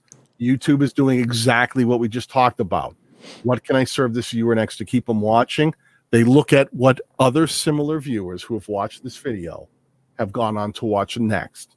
And if you put your thumb on the scale and got them to watch more of your content, then YouTube is more likely to put more of your content in the up next and in the sidebar of suggested. Your whole mission is to try to influence viewer behavior, because that's what YouTube is paying attention to. So get them to watch more content. To sum up YouTube in 3 words, keep them watching. Yep.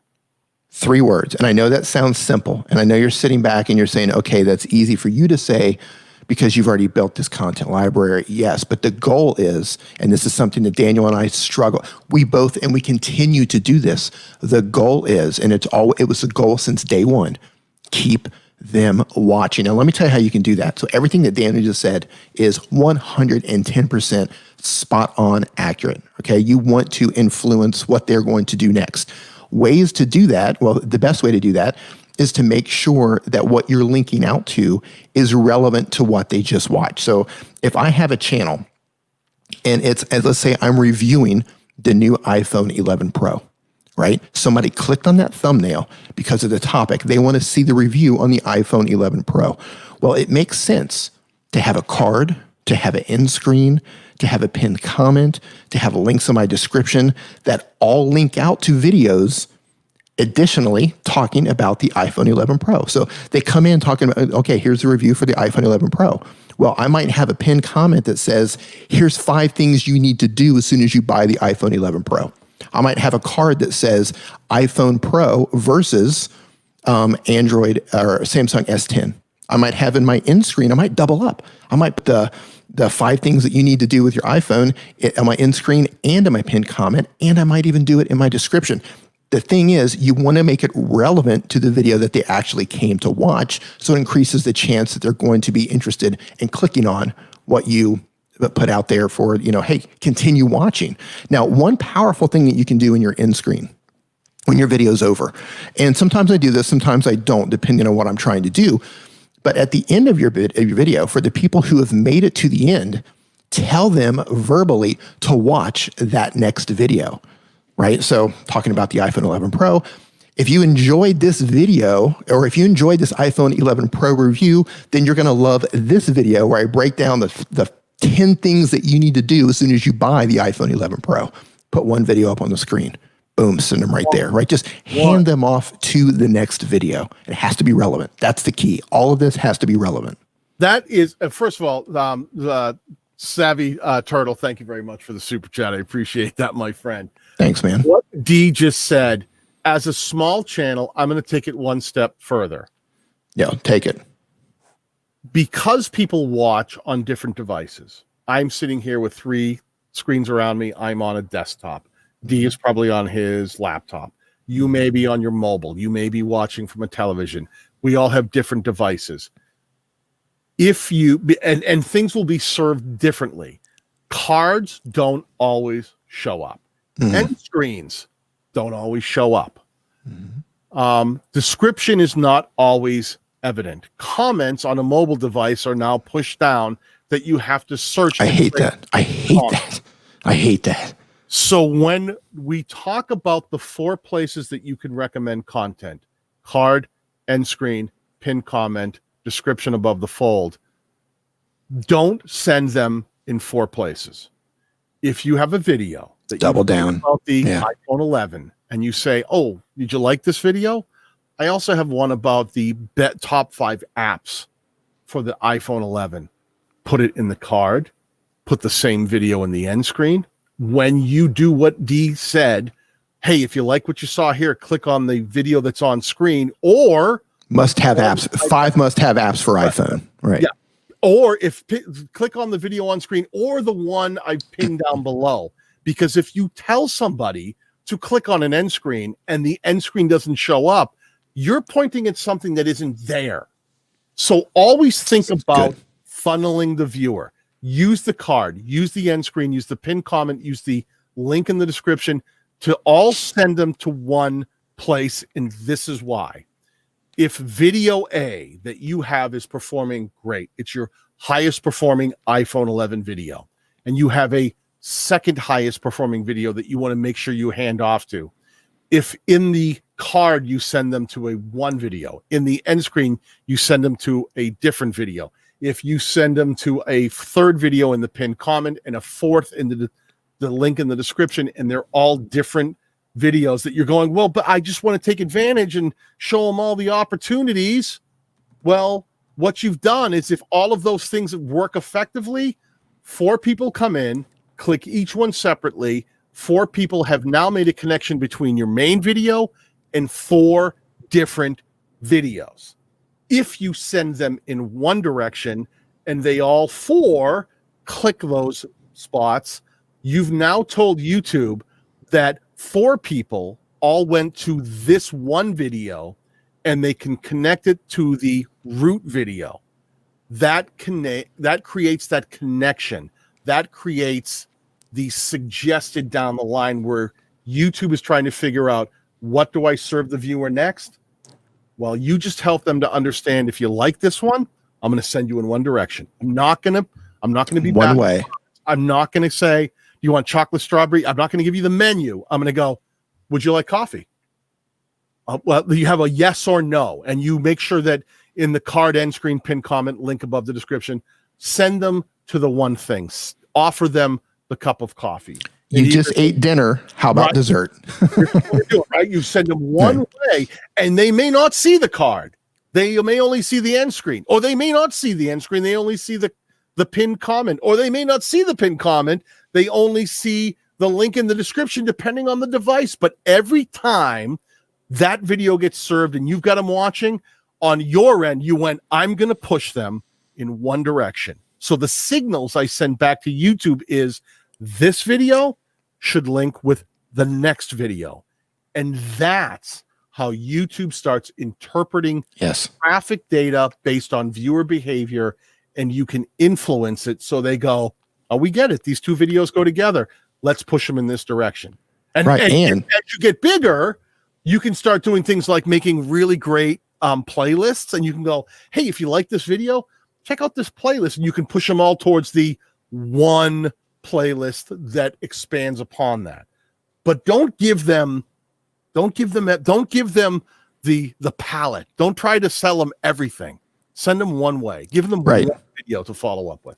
Instead of saying you just finished dinner, here's dessert. Instead, say you just finished dinner, here's strawberry cake. Like, just right there it is. Here's your strawberry cake. Or not, right? You don't say, you don't. McDonald's made a lot of money by doing this, where someone goes, "I'll take a Big Mac, a vanilla shake, fries," and they always would say, "Would you like an apple pie with that?" They offer one thing, and that's the only thing they would always offer. They wouldn't say, You know, would you like extra chicken They don't offer you 19 things. Would you like chicken McNuggets? Would you like an extra? Would you like they don't offer you all those things. They would always do suggestive sell, offer one thing. Would you like an apple pie with that? And would you like a bigger size for 10 cents? Would you? Right, exactly. Yeah, I would. Advertise that. Right. Ask them one thing. So when you create content and you're putting your content together, let's look in the. So let me see who's in the chat right now. Who's hanging out with us?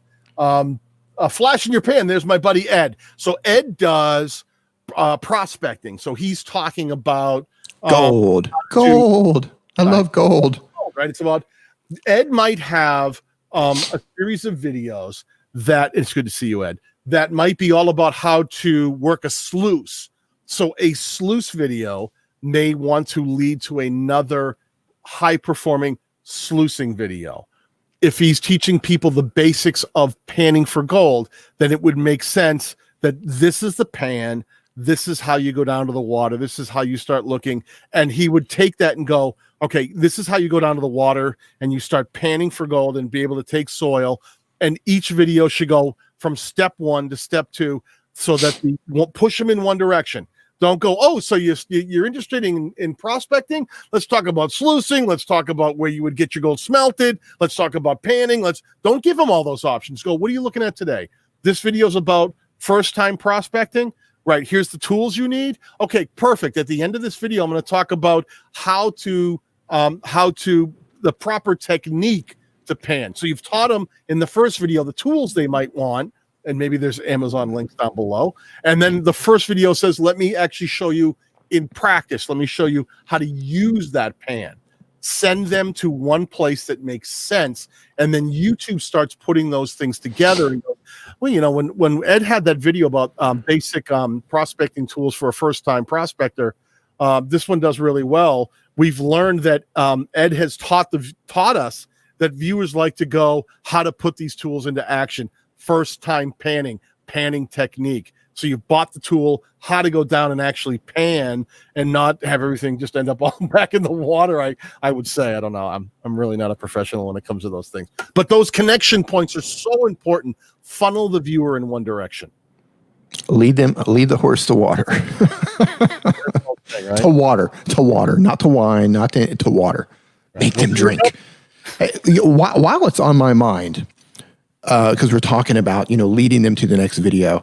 One of the biggest mistakes I've seen people make whenever I've done a channel review, you pull up and it breaks my heart to see this. You pull up a channel and you say, okay, well, what's working? And you look and they have one video that just was doing, it's like they released a video and so maybe the rest of their videos, maybe they might be, 100 views, 200 views. They've got one video, 800 views, 1,000 views.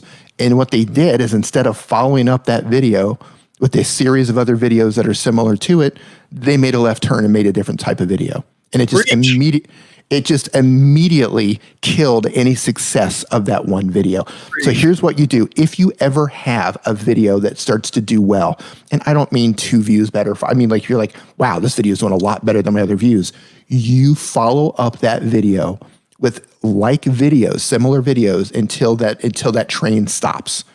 Keep going, video after video, and think about it in terms of a series, right? Okay, so they just watched this video.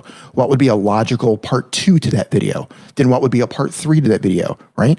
Then as you release part 2, you go back around to part 1 and then make sure you put that video in the end screen. You put it in the card, you put it in your pinned comments, you put it in your description above the fold, right? And you do that all down the series that you create. Yep.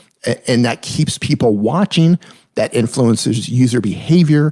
That means that when that person the next day, they wake up and they open their eyes and they open up YouTube and they've watched 2 of your videos, maybe even 3 of your videos, they open up YouTube, there's a really good chance YouTube's going to say, guess who we've got for you?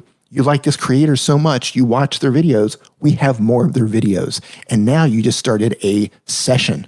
They're starting their day on your channel. Yep. You want to grow? That's how you do it. Funnel the viewer. Funnel them. Yes. You, as creators out there, have the ability. Yes. Funnel a viewer. I don't want anyone out there thinking, "Oh, I just throw out videos and did it do well? Did it not? I don't know. I hope so." Funnel them. Be intentional. You are building a channel. We build channels here, which means we make content that works together to produce a result. And that result is funneling them towards more of our content. Let me, and Daniel knows exactly as I explain what's happening here. My channel would be growing much faster than it is.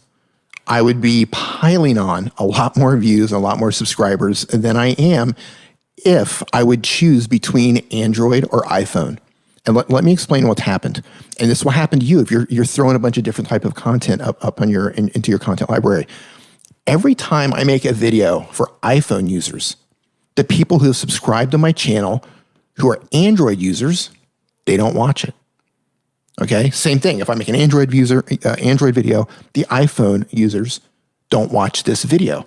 What that tells YouTube is these people are not interested in that particular video. And then what happens is, let's say I do 2 Android videos and I make that mistake, and the iPhone crowd didn't watch 2 of my videos.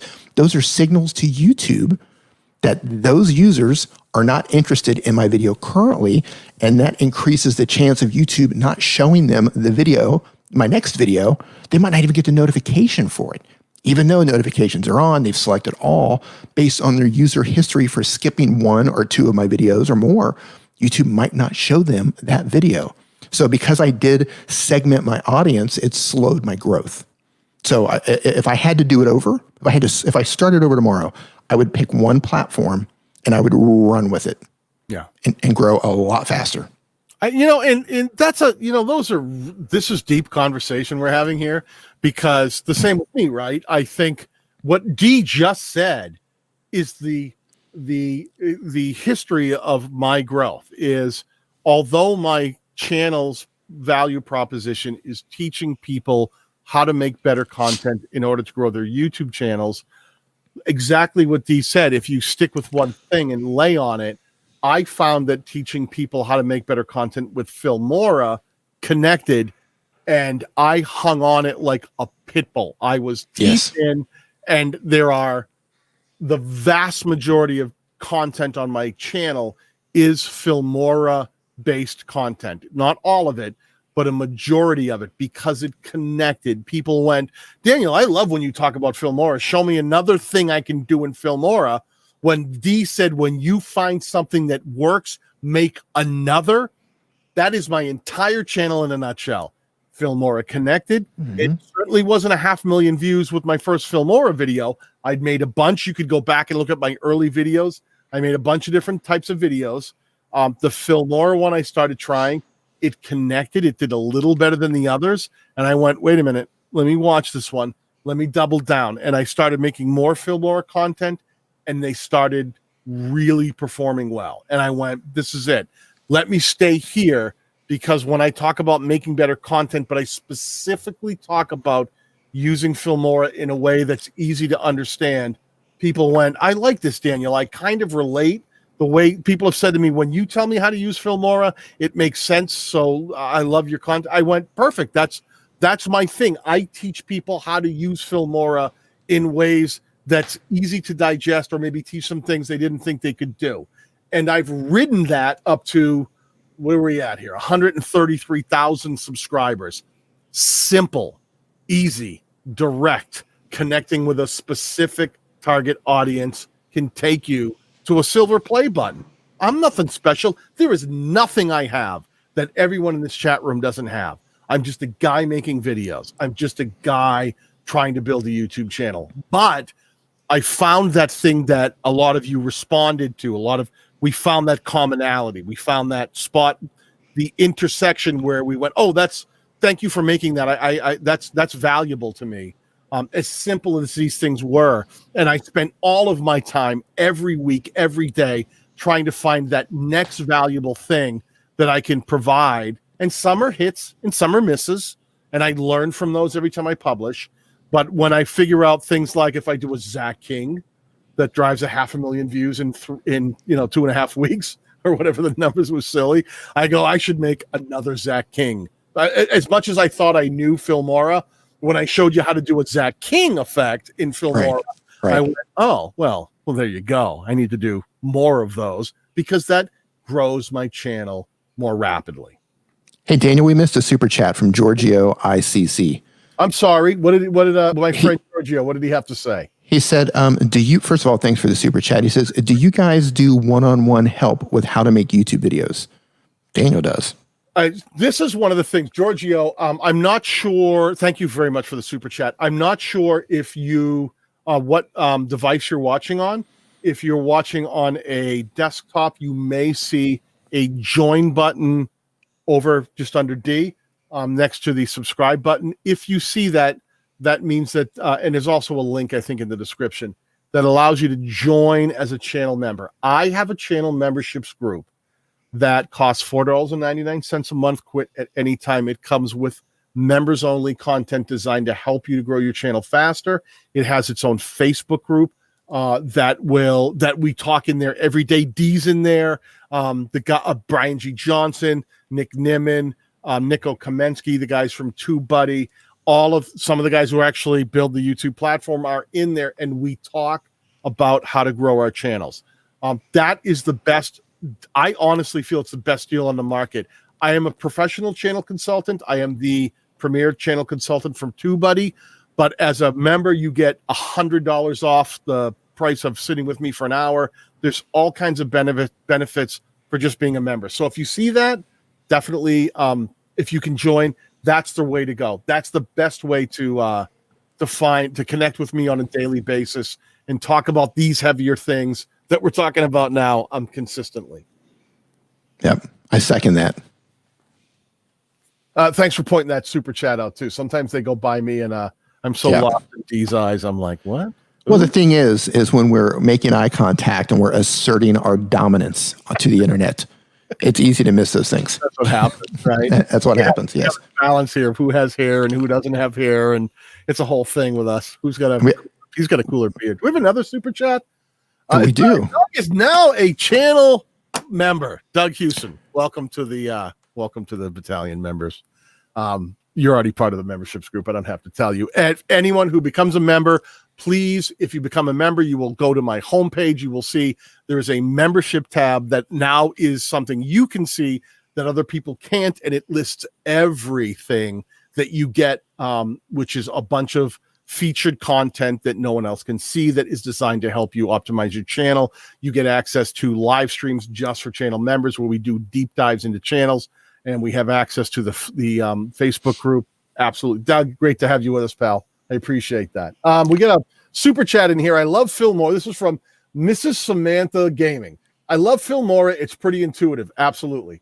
I have watched some of your videos. I needed help. I didn't get to 10K in 1 year, but I didn't do too bad. Well, I don't know where you got to, but let me tell you something, Mrs. Samantha Gaming. The channels that succeed are the ones who keep creating.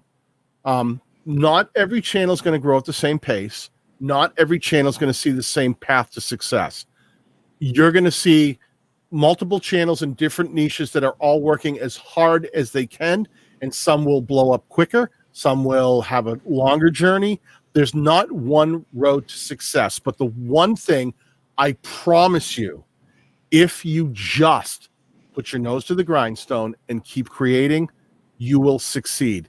The channels that fail are the ones that give up, stop listening, get overwhelmed, get sucked into controversy and drama, and don't just do the thing that we're talking about right here. Think about building content, connect with an audience, do it consistently and repeatedly. You will find success on the platform. It's time. It's just a matter of time. If you are making valuable content, right? And I'll just put this out there. If you're making content where it's like, hey, I'm going to pick up my kids from school, come with me. And then tomorrow you're like, I'm going grocery shopping, come with me. Like that might not be so valuable, right? Could be. If you put a cool spin on it, but generally speaking, you might not be making valuable content. But if you are making valuable content where people are learning something, they're getting inspired, you're solving their problems, you're speaking your truth, and you're helping people out, like truly valuable stuff, it's only a matter of time. You just have to learn a couple of new skills that you currently don't have. That's all it is, right? You're getting into something that you don't know how to do. right? If I were to, like, I'm terrible at most sports, like just basketball, right? I would not grab a basketball and expect to play in the NBA. You're like 6'1". Why are you not playing basketball? What are you 6'2"? Right. I wouldn't. Right. Oh. I mean, you have to put in the work. You have to practice. You have to learn the plays. You have to do all of that stuff, and it takes a really long time to get there. YouTube is no different. There's skills. You have to learn how to dribble. You have to learn the shots. You have to learn the plays. It's the same thing. You've got to learn how to make thumbnails. You have to learn how to make great titles or compelling titles. You have to learn about SEO. You have to learn how to communicate in front of a camera. You have to learn how to edit. You have to learn about your audio. There's a lot and these things aren't, I know if you're starting this, maybe like, oh, I'm never going to learn this stuff. Daniel and I started in the exact same place that you did. We all start, every single person here started with zero knowledge about any of this stuff. Nothing. But you just, it's time. And you make a video, and then you make the next video, and you try to do it a little bit better. That's 100. That's all it is. I just want to say, welcome, Classic Car Traveler, to the battalion. Absolutely, make sure if you did here, go to my homepage when we're done here. You will see a memberships tab, which will have which no one else can see, which will have an entire listing of all the things that are now available to you, members only content. It will also have a link to the Facebook group. Please click on that link.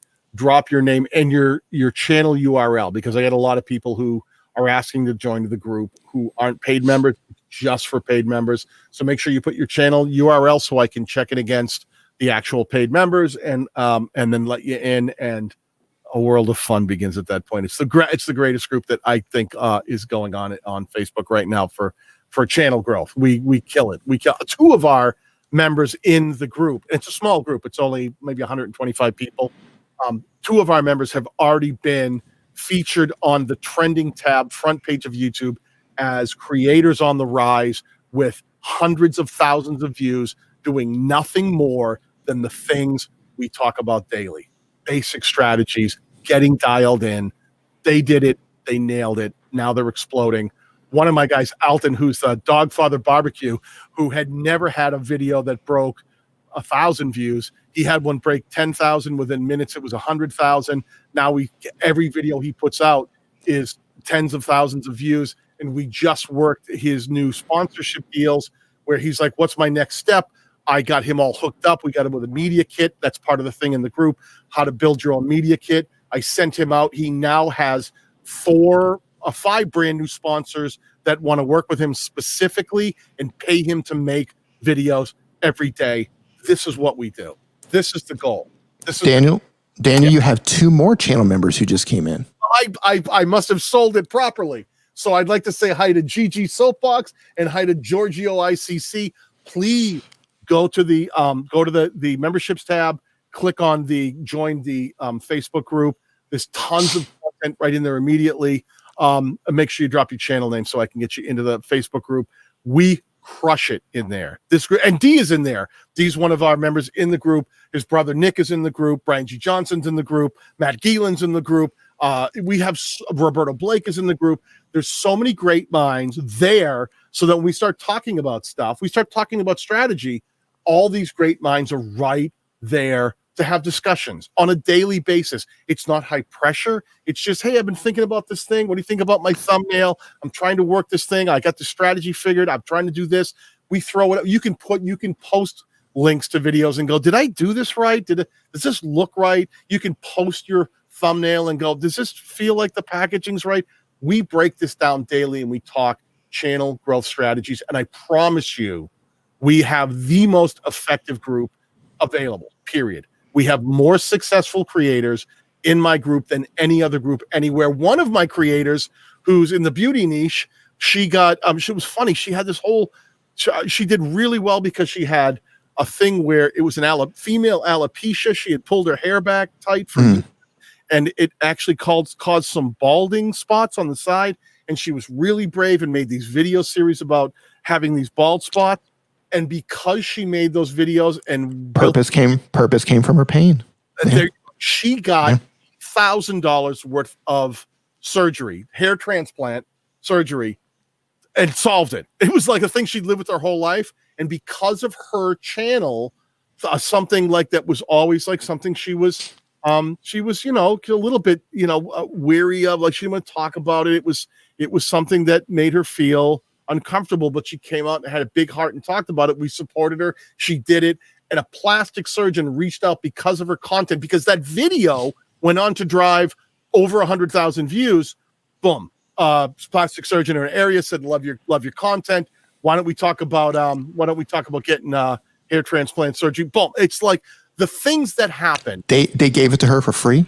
For free. Covered the whole thing. And I love YouTube, man. I love YouTube. Surgery and what it was like and documented it. It is amazing what can happen as a YouTube content creator if you stop thinking about, I just need views, and you start thinking about, we're creators. We're creators. Yes. What we do. We are creators. We work together, and our goal is to build channels. I want to see every creator I know be successful and reach your goals. And there we go. Savvy Turtle. Welcome to the Battalion memberships. Absolutely. Make sure you check on the memberships tab. Look at all the listings in there. Join the Facebook group and look at all the content that's available to help you right now. If you're serious about growing your YouTube channel, the Battalion members group is the fastest way to accelerate your growth on the platform. Guaranteed. At $4.99 a month. What is that? Under $60 a year? That's a coffee, man. That's like a coffee a day at like Starbucks. Cheap. And we go. It's like one coffee. It's like one coffee, not even a day. It's like one coffee a month at Starbucks. And we're no joke. I've got stuff in there where I show people how to make complete media kits for free. So when sponsors reach out to you, or if you want to reach out to a sponsor, you know exactly how to do it and you're prepared to do it to start making money tomorrow. We're deep. I'm sorry. I went on a tangent. I was a little self-absorbed. I'm talking all about me. But welcome new members. It's a great group. I only say that because Dee's in there with us, and we talk a lot in there. So it's a good place to live. Sweeney Dunson's on board. Hey, Sweeney, how's it going, my man? Why are you doing up so late? Or is he up early? And Sweeney is a member. Yeah. We're gonna. There you go. It is. It's a great group. It's a fantastic group. Do we do anything? Do we haze people? Do we make them dance? Well, they're about to find out. They're about to find out. Another channel member. Look at that. Alaska Dream. Listen, guys, make sure you go to the memberships tab that you now see on my homepage. So go to my channel and you'll see my homepage, and there's tabs that say, the homepage, the videos page. You'll now see a memberships tab that you didn't see earlier, and that will give you access to all of the things that are now available to you, members only content. But absolutely make sure that you click on the Facebook members only link and drop your channel URL.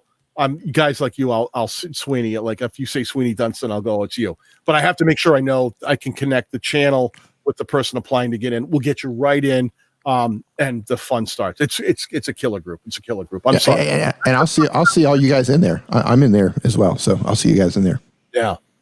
All right. Listen, we've been going for a while here. D, if we were going to give one last piece of advice to all who have been here with us all night long. Yep. And listen, this is the thing I think that you should focus on today, or in the next week, in the next series of weeks, to grow your channel. Yep. Give them one drop dead piece of advice to go, this is where you should spend your time and focus. Okay. Be mindful of every piece of content that you put on your channel and try to find a way to make them connect to one another. So you have a content library full of content that connects to one another. So when somebody finds your channel, you've become a destination for whatever it is that they're looking for. So be very mindful about the content that you make. And when you're thinking about what type of channel, what's my channel going to be? Who do I want to be on YouTube? And when you're thinking about the videos to make, ask yourself, this piece of content, is this in alignment with who I want to be known for on the platform? Is this piece of content in alignment with what I want my channel to become, the destination that it's going to become? If the answer is yes, make that video. If the answer is no, don't make that video. That's awesome. That is huge advice. Being in alignment is the most important thing of all things. Serving one audience, making sure you put the viewers' needs first and serving their needs first. I'm going to tell you something. My big one. I'm going to give you one piece of advice coming from another angle. But before I do that, I'm dropping a link in the chat for Dee's channel. If you are not subscribed, please click on that and hit the subscribe button. I promise you, the value from Dee's channel is worth millions of dollars, and he just gives it away every week. I promise you. I love Dee's channel, especially if you're a content creator. If you are, D is your guy. D is your guy. Don't waste time asking me questions when I've got this guy over here who I promise you will get you there quicker. I don't know about all that. You're too kind. But if you are a mobile content creator, or you just want to learn how to take better pictures of your kids, head on over to my channel. I've got you covered. I do my own live streams most Sunday nights. Just a little heads up, I'm stranded in Mexico because of COVID. I'm not at home. So my scheduling has been a little bit wonky recently, but I try to stream on every Sunday on my channel. So hope to see you over there if you're a mobile creator. Yeah, we got to do more of these, D. We got to do, and we should do more attention to actually mobile devices when we do these together, because so much of my audience wants to learn more about that stuff. But I'm going to leave you with this one other piece of advice. And I'm going to go a little left of center because D was so spot on with sending you guys with really focusing on. Oh, we get another one here. Wait, new member, Casball Hype. Welcome to the battalion. Please make sure you go to my homepage, over to the memberships tab, which will provide you with all sorts of new content that you can watch to grow your channel faster. And there is a Facebook membership link there. Click on that link. Drop your channel URL in so that I can get you into that group as quickly as possible, and we can start having these conversations when we're not live. Let me give you this one last thing I'm going to leave you with. Drop it like it's hot. This is something that people don't talk about a lot. You're all out there trying to make channels. You're all out there trying to make content that connects. We keep giving you advice on how to connect with your audience. You've heard it enough. I'm not going to give you that advice. The advice I'm going to give you is, you guys work really hard. You make content. You spend a lot of time making that content. And if you are not just a hobbyist, if you're not just doing this for fun, which is fine, by the way, which is absolutely fine. If you just want to make content for fun, do that. But if you're serious about this, start thinking about how you can monetize outside of AdSense. Think about the content you create. Think about the audience you serve. Think about the types of companies you may want to connect with down the line, because the things you do today will help build the future of tomorrow. The way you build your channel, the way you start building other social media sites around your channel. Make yourself brand friendly and start targeting the companies that you want to work with in the future today. Okay. Think about, if you're a cooking channel, think about the companies that you could work with in the cooking space. If you are a travel channel, think about the companies you could work with in the future and build towards that. Okay. Don't expect them to just come to you. Actively pursue building a channel that can drive revenue, because it connects with an audience, but it's built to last and built to make money. All right. And again, so good. Channel, if you want to be a channel member, we talk about this every day. We can get you there faster. But today, think about those companies you might want to work with, because they're out there and they're looking for great creators just like you. They really are. Trust me, with all the creators on the platform, the vast majority of the creators on the platform are struggling just to get monetized, to hit 1,000 subscribers. If you can get to the point where your channel actually gets some traction, you can start making money immediately on the platform just by being attractive to companies that might want to work with you. And there's a lot of companies looking for micro influencers. They're not looking for huge channels. They're looking for micro, smaller channels with an engaged community. So they're out there. You can do this. You can totally do this. Now a new channel member. Thank you. Make sure you go to the memberships tab and you join our Facebook members only, channel members only group. What D just said, micro influencers.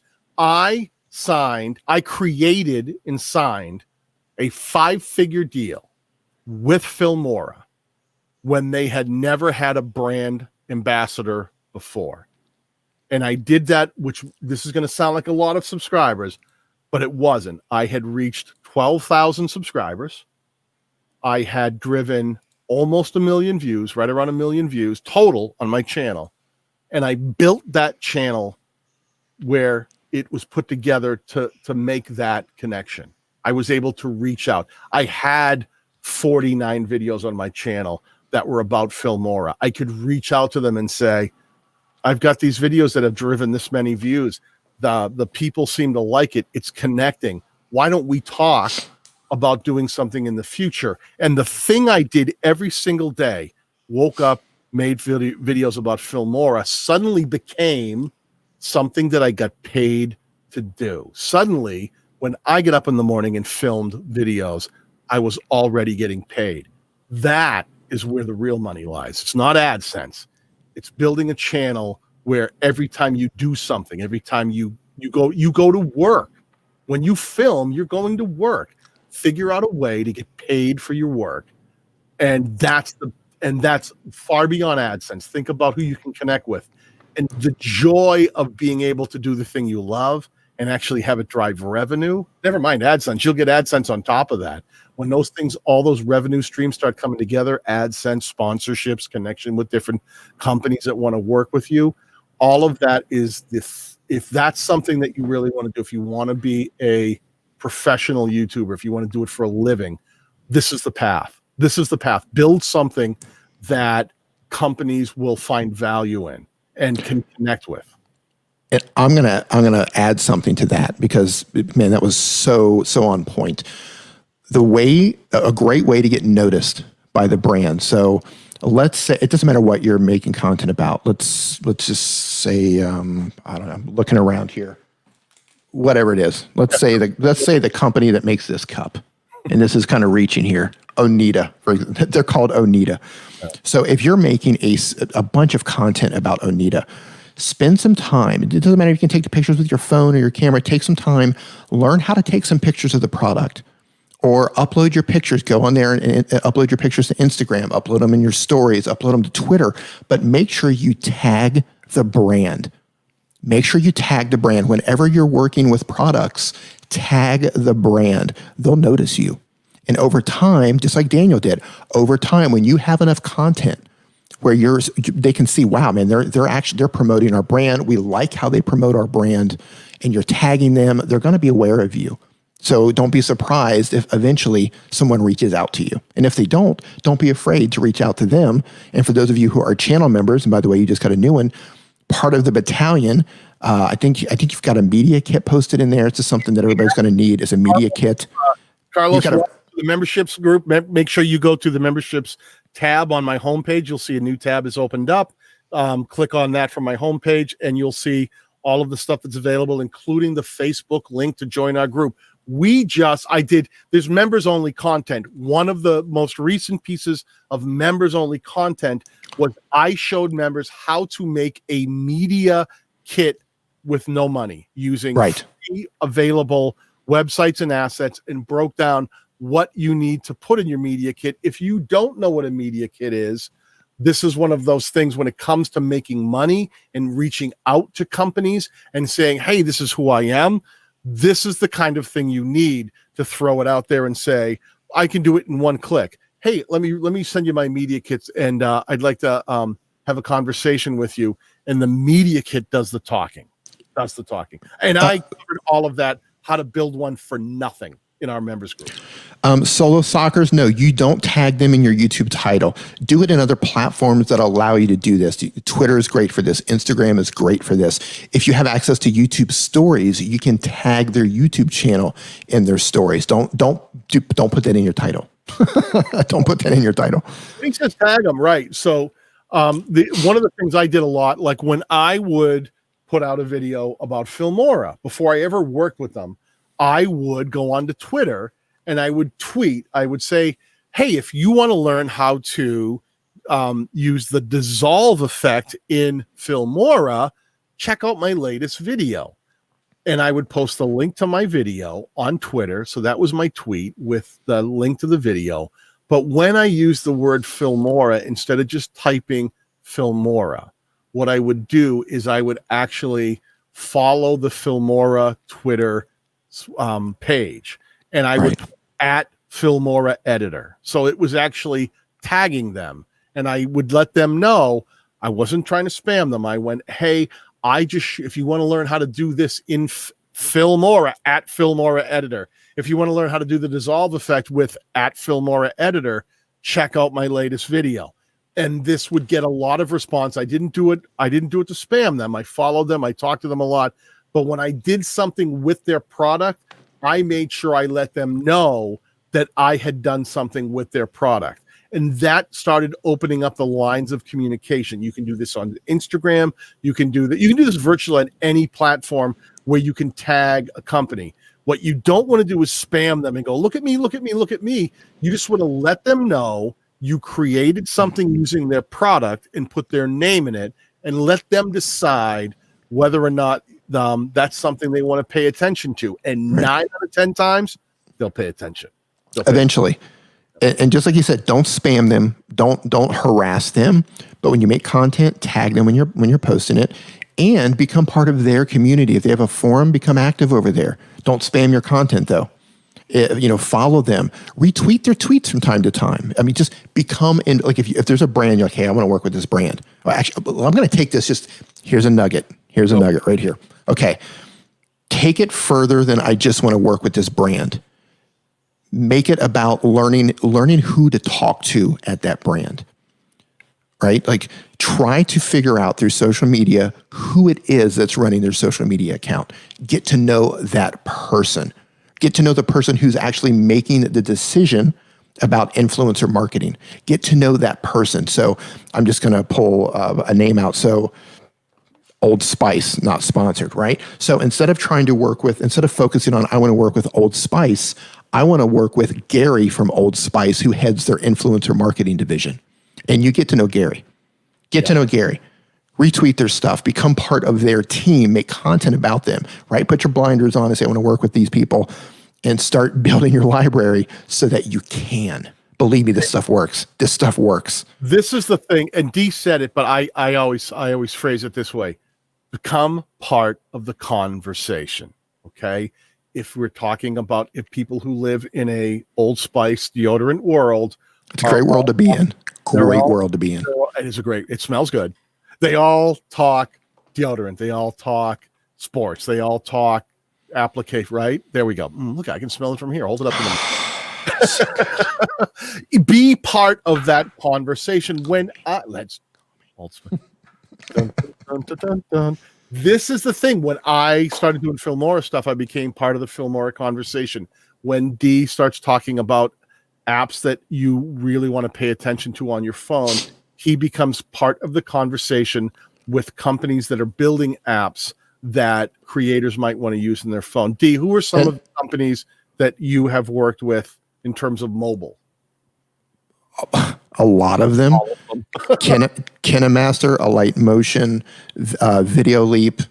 There's a lot. This is you see what Dee's doing here? He built a channel around using your mobile device to create content and build a YouTube channel. But as his channel started to gain traction, he was able to connect with all of these KineMasters, with all of these Canva people, with all of the people who Canva. Yeah, it's Canva too. Place it. Yeah, all of them, man. All of them. And they're all the apps because they now find Dee's channel to be attractive as a good vehicle to help people discover their product. Connection. Make sure you think about, again, if you're building a channel and you're trying to do this for a living, build a channel that's built for success. Don't go out there and go, today I'm going to make a whole channel about, playing this 14-year-old video game that I love playing, and that's what I'm going to do because I love playing it. Hey, if you love it, do it. But if your goal is to make money, if your goal is to go, I'd like to do this for a living, think about building a channel that actually can drive revenue, that companies would be interested in, that companies can be connected with and go, yeah, I'd love to work with a guy like Dee because he's got a mobile channel and we've got a mobile app. This is a great fit. This makes a lot of sense. And well, first of all, super chat, Como Investor. Thank you so much for the super chat. Thank you very much. And you don't know where this stuff is going to lead, right? Like 1 minute you're making video tutorials, but then you don't know that brand might reach out to you and pay you for consulting. That happens. Yep. They might pay you for your input. They might bring you in on a beta testing team. So you get to have say on how something gets designed. Like you wouldn't believe the opportunities that are available out there. And if you're just getting started or you haven't built a momentum yet, I know that looks like a huge hill that you can't climb, but trust me, we were in the same position that you're in now. It's just a matter of learning the right skills and making your content and making your channel in a particular way so that you can do this. There's so much opportunity out there. It's unbelievable. It tells you that you cannot grow a YouTube channel in 2020, they're lying to you. If someone tells you that YouTube doesn't like small creators and you can't get ahead, they're lying to you. Yes. Dee and I have channels that we both just hit the 2-year mark. It's been work. I'm not saying that tomorrow you're going to blow up. I'm saying if you start doing the work, getting into the groove, understanding how the platform works, and building something that can be successful, Dee and I both just crossed 100,000 subscribers in under 2 years. We hit that mark. We're both over 100,000 subscribers. We've just crossed the 2-year mark, and we did it doing the thing that we love. And we work with sponsors. We make money. We get to have great community that we can talk with. The reason we're here right now, late night with you guys, is not because of the money. We're here. We want you guys to understand that this is a vehicle that you can generate income. There is a future in this if you just knuckle down, find the focus, make sure you build content that serves a specific target audience and put their needs first. You can be blowing past the both of us just by doing that, just by doing it well and doing it consistently. Nailed it. Is that a fair assessment, Dee? Yeah, it's totally fair. Like everybody can do this, but you have to be focused, and that's the hardest part. You have to be disciplined and you have to be focused. But if you do that, it's only a matter of time. You do have to learn the skills. You got to learn how to do this stuff. But if you put that work in and you're making the right content, man, the opportunity is it's out there. Yeah, I wouldn't be telling people they could do it unless they could do it. Yeah. It's there. Dee and I talk a lot, and we're always talking about, how to improve our own thing, how to grow our own brands. It's a never-ending process. It's not like, I don't want anyone to think like, oh, those two guys have made it, or we're working every day towards the next step. So wherever you are right now, just focus on working towards the next step. Try to think about how you can get to the place that you aren't right now by working a little smarter. I don't necessarily think people need to work harder. Just work smarter. Get focused. Put all of your energy that you spend making content and get it focused in one specific direction so that your channel has the most opportunity to connect with a target audience and grow rapidly. And you might do it faster than we did, or it might take you longer than us. But it's there. The finish line is there. The finish line is there. Right. It just finish line. I don't even know where it's way out there. We never cross it. We just keep going, man. We're just trying to. That's true. I want to see. That was a bad analogy. I'm terrible at analogies. Analogies are hard. They're like synonyms and homonyms. I want to see everybody in this chat. I want to look back. I know some of them that have. I want to be able to go, oh, I know that channel. We knew them when they had 3,000 subscribers or 300 subscribers, and then we watch them blow up. I do this in my group every day. When I see channels blow up, I want you guys to do better than me. I want you to be more successful than me, because much like any sport, right? It's like the Olympics. If you want to see skateboarding in the Olympics, you need every skateboarder out there to make an impression, so people start taking skateboarding seriously as a sport.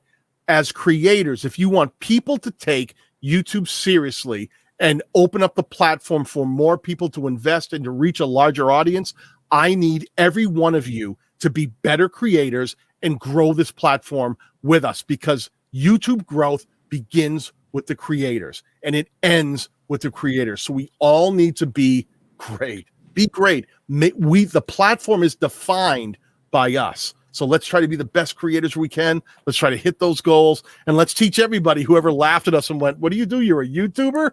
Yeah, I am. I'm a 6-figure YouTuber. How's your life going? Don't be afraid. Reach those goals, hit those targets, and live that thing that you want to do, because it's absolutely doable. You can make a living doing the thing that we're doing right now.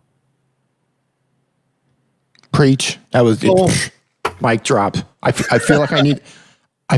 You know what the cool thing is with this mic, the SM58? I could drop this and it'd be fine. Survive. That's a microphone. Yeah. That's a man's microphone. All right, listen. Thank you very much, guys, for hanging out with us tonight. Thank you for all the new channel members. Make sure you check the memberships tab and join the Facebook group. All of the super chats that came in, thank you so much. If you have not subscribed to Dee's channel, please do so. He is the man when it comes to mobile and creating anything on the platform that has anything to do with your mobile device. He's your guy. And we'll be live this week on the TubeBuddy channel for the D and Daniel, or Daniel and D, depending on who gets top billing that week show. We'll be talking more about channel. Right, exactly. Hey, we got another one right last minute we got Echo-based network. What would you say is a better quality or consistency of content? Look at him sneaking a super chat in under the wire. D, handle that. I'm going to say try to find a happy medium between the two. Like, don't dig too deep trying to make something perfect, because it's never going to be perfect. So you're going to have to find that space to where you say it's good enough. It's never going to be perfect. I promise you, you're never going to make content that's perfect. Get your videos to the point that it's good enough, and then try to find an upload frequency to where it's not killing you, right? So try to find a happy medium between the two.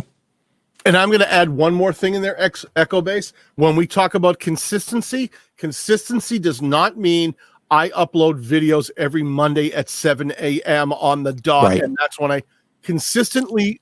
I don't believe in that. Just keep putting up content with a similar amount of space between it. If that's every 3 days, if that's every 6 days, if that's every 5 days, just try to look at the way you drop consistently. If you are right now publishing once a week, I don't care what that day is, please don't get yourself wrapped up into, well, now the next step is, I hate this. 2 days a week. That's insane. Asking anyone to double their output is insane. If you are making content once a week, once every 7 days, set a goal to try to improve that to maybe once every 6 days. When I started, I was really into I got to upload the same time, the same thing every week. I need to schedule, because that's what everybody tells you to do. But as I've been in this longer, I've found that what's more important than trying to upload on my schedule is uploading on a schedule that my audience is actually online, and uploading right before my audience comes online. That's more important than me trying to stick to the schedule. Now, if you have a show, that's completely different. But if you're just uploading videos, find out when your audience is online and upload just a little bit before they come online, and then ride that wave all day long. Go surfing. 100%. View surfing. Yeah. Wait, people have shows? Yeah. Like the Pat Flynn show, the income stream, right? He's been crushing it during COVID. Maybe we should think about doing a show. How about Wednesday? How about this Wednesday? Join us on the TubeBuddy channel this Wednesday for the D and Daniel show. Thank you so much for hanging out. We really appreciate it. Have a great day, everybody. Cheers.